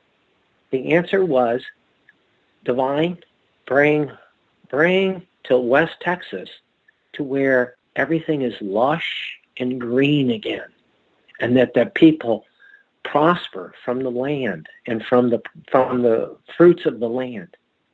See, they thought they knew what the result had to be, which was rain, and so they put so much energy into it as a deluge. But what the end result really was is you want lush and green, and you want the people to prosper from the fruits of the land. Well, then the divine would go, okay, well, I know what the timing needs to be, the frequency of the amount of moisture, the amount of moisture. It would calculate all that. We don't have to do that. Do that for your life. Don't micromanage the universe and tell it what it has to do, because it will give it to you. It may not be what you want. Focus on the end result. That's the important thing. Michael, Israel has a question. Israel, you are unmuted here, and mute yourself in your end, and you should be able to talk to Michael. Hi. Hi, Michael. 1 second. I'm trying to make it. Is the sound good, Adnan? No, you're very, very distant and faint. Let me mute you. When you're ready, please raise your hand again. Okay. Okay. He's kind of squeaky. Yeah, he will readjust and probably then raise his hand back up, and I'll add him. Well, okay, Michael, I guess thank you very much for taking this much time to talk to all of us, and I'm gonna have to add to the title, Ringmakers of Saturn story and Dowsing. One was wish. Well, I guess this can be a Dowsing show. It's like I was gonna say, hopefully to have you on visually too on Skype, to where you can maybe demonstrate and whatnot, and have a show on Dowsing if you're okay with it. But I'll leave it up to you. Okay. So I'm also the what? We'll talk about that in. Yeah, no, that's fine. Don't want to put any pressure on you. Anyway, so what I was going to say, I figured Israel's question can be the last, because no one else has come on to just want to share their story. So I figured we'll finish up with that, and I've taken enough of your time already. Not a problem, Adnan. All right, Israel, you are unmuted. Unmute yourself on your end, and go ahead. We'll see how you sound this time. Better? Yes, go ahead. Yeah. Great. Thank you for picking on me. Hi, Michael. I'm going to have to get your name. I'm not sure. I kind of came in the middle of Hold on. You turned south again, as to say here. Are you changing the distance between your face and the mic? Yeah, I took it off There you go. speakerphone, and now Much better now. as a phone. Yep, much better Great. now. Yeah, it was better. Yeah, better. Great. Yeah, I just kind of was a little bit curious as to who Michael was. Maybe like his last name or something. So if he has any content, I can look him up later. Well, Michael just came on. He was a close friend of mine from St. Louis, so I just asked him to come on and share a story about the Ringmakers of Saturn, because I was not familiar with it, and I asked him, I said, could you please talk more about it, because I'm totally oblivious when it comes to that. So he just came on to talk about that, and then the conversations as the show progressed went into many different directions. So Michael is just, very knowledgeable, but Michael, I hope you take this as a compliment, knowledgeable but average Yes. guy. Yeah. Yep. I would agree. My question Sorry to cut you off, Michael. My question had to do with what you were speaking. So I kind of was, well, anyway, a friend of mine recommended this lady in my town, and I forgot the name of the therapy. I thought it was called body talk, but it might be tapping, where I mean she kind of spoke really fast and didn't really ask too many clarifying questions. But I believe she was like touching like my hand, and if she pulled it, if my hand gave, it was like yes or no question, and it would determine the answer. She would ask, and she said she was talking to my nervous system or something. But anyway, at the end of the therapy, she did this demonstration where I believe that I was standing straight up. I had my hands over my navel, and I think the way it went down was that she asked me a question, and I would think yes or no, or I would say yes or no, and if I went forward or backward, it would be true or false. Or maybe if I went forward or backward, my whole body, it was true, it was yes or no. And no bullshit, like this was real. And what was really creepy about it was that I didn't even have to say the answer. The second that I thought the answer, I felt the tug. And I just wondered if you're familiar with that, what kind of therapy that is, and if it's the same kind of mechanism. Is it magnetism or same thing as the dowsing that you're talking about? But I'll just then. That's my only question. I just want to say thank you guys for sharing your knowledge. Great, thank It's you, exciting Israel. stuff. Okay. Um, here's the thing.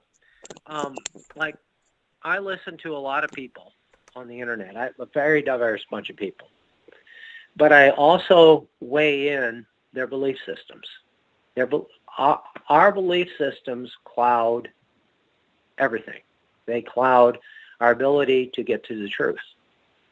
That's why in the beginning I told the divine I surrender my ego when I douse, because I want the truth. If I want bullshit, I'll watch TV. I don't want bullshit. I don't want what I want. I want the truth. So what you're experiencing with this system is fine, as long as everybody has a protocol where they surrender their ego for the truth. There's many systems. Tarots. I listened to Bix Weir this past week, and he was talking to Janine, who's a tarot reader. Well, tarot is like anything. She will interpret it through her belief system. Period. A psychic can do a psychic reading on you, but the psychic will interpret it through their belief system. So what I decided to do is I just want direct communication with that divinity. It's inside of you. It's inside of us. Emmanuel said, the kingdom of heaven is within. You don't have to do anything. You don't have to do an altar call. You don't have to go to a 501c3 church and accept Jesus and all that. It's there. It's already there. The divinity is in you. Just tap into it. Ask it. One of the best first steps you can take, ask questions before you go to bed at night, and keep a pad of paper and a pencil or an ink pen or something next to you on a nightstand. And when you wake up, don't start drifting off into what you're going to do that day. Think about what you just dreamt and start writing down some key points in the dream. Because what will eventually happen is you will start seeing patterns and you'll be able to connect the dots. But if you start thinking about what you're going to do for the day and what you have to do and all, the dream will almost immediately fade away and you won't be able to grasp it. So when you wake up, hook into it. That's one thing that I do. I do that all the time. I do it. The other thing is sit quietly by yourself, take a time and be by yourself and start asking questions like, divine, am I on my path? Am I on the path that I came here for? You may not be. You may have like bought into the bullshit, and started veering off your path. You don't know. Ask that question and start being very sensitive to how you start feeling inside yourself when you ask a question like that. Some people, like you were saying, some people, you might start feeling like you want to bend forward. Well, that might be a form of communication. You might want to feel like you're bending to the left or the right. I've known people that have those experiences. Just make note of that. And then if that starts to happen, say, okay, then when I bend to the left, this is my no. When I bend to the right, this is my yes. Start establishing a protocol for communication. That's the key. It's going to be personal to you, however you establish it, but it's going to be personal. So just know that you are connected. It takes you to be aware of it. And it depends on you. Like for me, it happened very quickly as I started discovering this, and maybe you'll be the same way. Once you start discovering this, you're going to start accelerating at a fantastic rate. And then when you hear things about UFOs, let's say an ET contact, you can start asking, is this real? Is this benevolent? Is this, would this be benevolent for me? Would this be benevolent for mankind? And you can start whoa, is this a psyop? Is this some sort of psyop? And you'll learn to formulate questions that are very, very targeted instead of very general. Is this a government psyop? What the hell does that mean? Is it a psyop? Yeah. Okay. Somebody's doing a psyop, whether it's government or otherwise. And then you can start formulating, is this a government psyop? And you can start targeting certain things in your life and what's happening in the world around you. And here's the best part. When you start discovering oh, wow, look at this. This is horrendous. Look at how these people are suffering. You can start focusing energy to alleviate the suffering and to turn it around and make it a good thing for people you don't even know who they are. They're just people on the planet with you, your brothers and sisters, and you can start turning things around. That is the most beneficial thing for me. A lot of times, and I don't know why it's been happening, but for almost 2 years now, around 3 o'clock in the morning, I wake up, I can't go to sleep. So I get up, I go in my office, and I just kind of sit, pray. Sometimes I go online, I find out what's going on. Sometimes I see stuff that's holy cow, frickin', I don't even want to know about this. It's so bad. And then I stop, and I just sit quietly, and I say, okay, Divine, is there something you want me to do about this? And I just feel this really good urge. And I pick up my dowsing rods. I go, okay, Divine, so you want me to do something about this, right? Yeah. Mm-hmm. So we can change the energy with this. Uh-huh. And that's how I find comfort in the world that we live in today, is that I know that when this crap that we're experiencing can be changed, because we can focus our attention, direct it through an infinite source that lives in us, inside of us, and make positive changes. That's why I'm not sinking into desperation like a lot of people are. The people that I surround myself with are very much like that. We're not all 100% the same, but we all have a certain optimism and a certain belief that we can make positive change. And that's what I hope that you will discover for yourself, that you have this infinite being inside of you that is really who you are, and that you can tap into that, and that you can make positive changes in your life and in the world around you.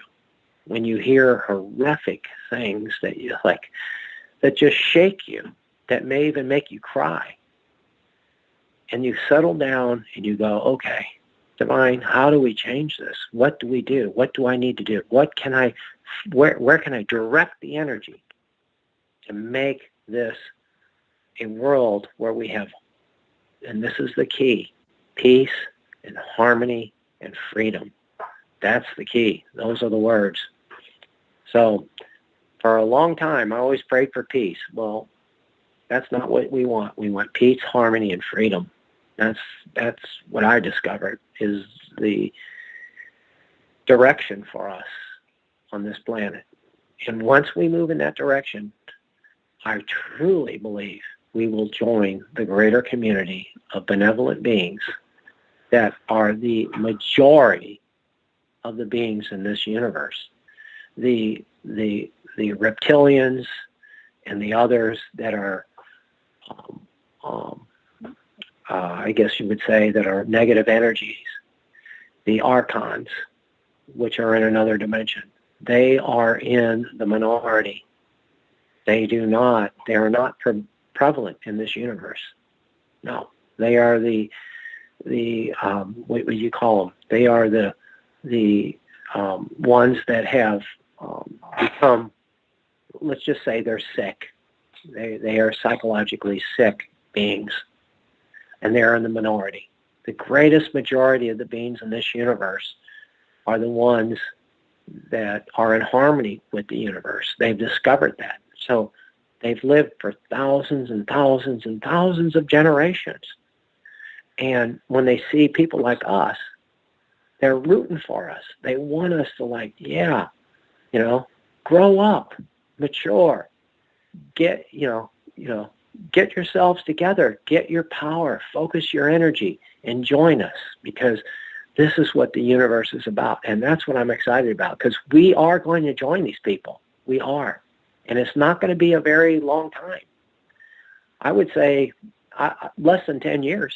We will be joining these people, and we don't need a government or any kind of quote-unquote authority to tell us that they are there. We don't need that. I don't need that. I know that since my experience back in, 1965, I don't need the government to tell me, yeah, ETs exist. I don't need them. They, as far as I'm concerned, yeah, the universe is teeming with life. Not everybody is benevolent. Not everybody is evil. But I do believe that more benevolent people exist in the universe than the evildoers, because they are working against what I call it's the base that the universe operates at. It's a base frequency. And if you work against it, you have to put so much energy against it. You can't sustain it. And that's why I believe, like what we're experiencing here on this planet, I don't care what country you live in, you have these evildoers that have worked their ways into almost every level of government and authority, and they're losing it. Every day I see how they're losing it.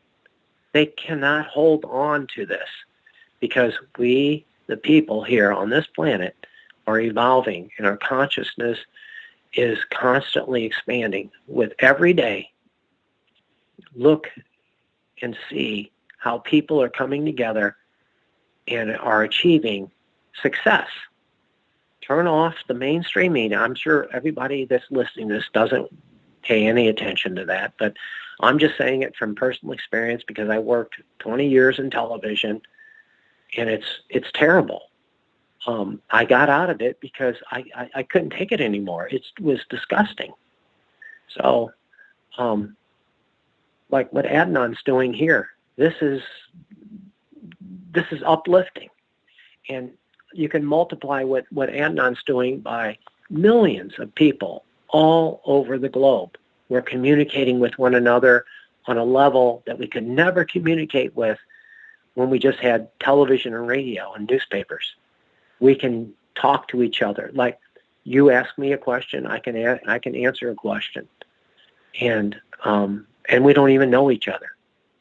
So, and it's broadcasted, which TV can't usually do unless they set up for callers. Yeah. So, guys, communicate with each other, support one another. Do every day. Every day. You don't have to make these massive broad jumps in your consciousness. Just every day, do something that will advance your own consciousness. And that comes from, like I said, first thing in the morning, start communicating, or before you go to bed at night, ask questions, because you will have dreams. I guarantee you will have dreams, and you're going to say, what the heck was that dream about? You will start getting answers on that. You'll start learning how to interpret it, and you'll start attracting people like Adnan, Penny Kelly, and others that are like-minded, that will support you in the direction that you want to go and what you want to create. So, I think we're going to go through a period where there's going to be many souls that want to leave, and they will leave. And it hurts me. I mean, I know this. It hurts me to think about it. I have a sister, that's going to probably leave because she took the jab, and she's got 4th stage cancer from it. And we're all going to experience things like this.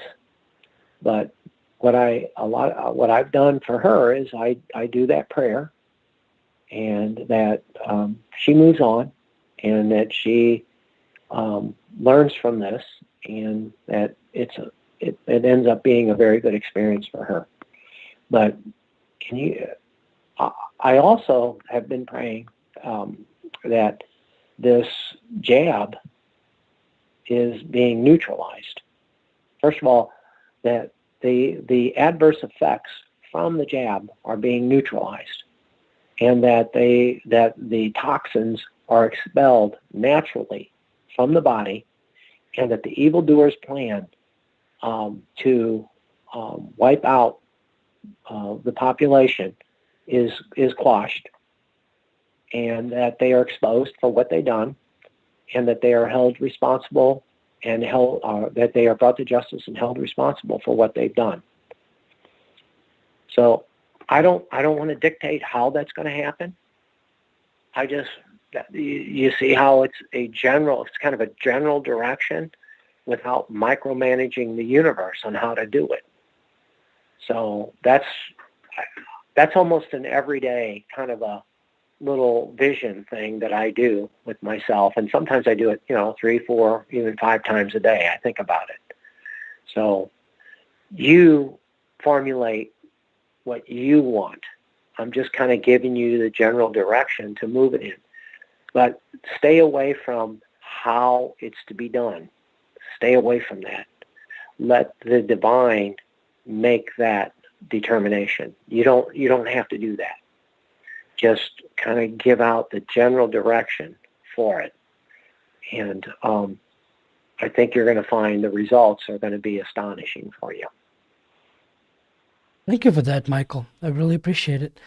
And also, thank you again for coming on and talking to all of us and sharing all your information and knowledge. Did you want to do what we were kind of discussing before the show? If anyone is interested to receive your emails, or no? You don't have to go with it. I know I'm kind of planning it live, but sorry about that. No. Hey, if anybody wants to be added to my email list, because I'm always researching and I'm also sending out emails of just thoughts and stuff that I've been doing. Would it be okay for them to send it to you, Adnan, and then forward it to me? Yeah, if you guys can email contact ufohub@gmail.com, and I will just simply have something in the title, like Michael newsletter or something like that. That's when I'll know that you want your email added, and I'll forward it to Michael, and then I guess next time he puts stuff out, you can have it up there. I really do appreciate that too. About I mean, I'm trying to stay up to date to a lot of things recently. So, thank you for, at least sometimes I miss things and I get an email from you about whether it's something, funny or some video that just came through or some bill being passed or Yeah. whatever happens to be, you're always on the ball on it. So it's almost like your own personal email newsletter that goes beyond what's in the mainstream. So I certainly appreciate that. Okay. Yeah. Because when I send out, I send out a lot of emails every day to people because I want them to be. I've got my personal group, and I've got my personal group, and and I send out these emails, and but I also put in there like, look, this isn't hopeless. We can make these changes. We can thrive through these changes, and it just takes us to stop looking at what the media wants you to focus your attention on, which is death and destruction. Because when you look at it and you focus on it, that's the direction your consciousness will take you. All you have to understand is that's bullshit. That's what all you have to do in your mind is go, oh, okay, they're doing this to make me focus on that so that I will succumb to it. And it's bullshit. And then all you have to do is just turn away from it. That's it. That's all you have to do. And say, this is what I want. And the millions and millions of dollars they put into getting you to focus on that, and you just undid it in like 30 seconds. It's great. It's wonderful. So if you want to be, I'll be glad to add you to the list because every day I find new things and comments and show you how other people are doing this very thing. So that should bolster your confidence that you can do the same thing. Great. Thank you, Michael. So again, for those who are interested, send me an email at contactufohub@gmail.com with subject line Michael newsletter, and I will forward this to him, and he'll add you to his list, and then you should be receiving some emails. Michael, thank you again. I really appreciate it. I'm just going to finish up with everyone else here with some more info on the next interview. But thank you so much again for talking to me, and hope we can do this again sometime. Okay. Yeah, sure enough, Adnan. No problem. All right. Thanks, Michael. You take care. I appreciate it.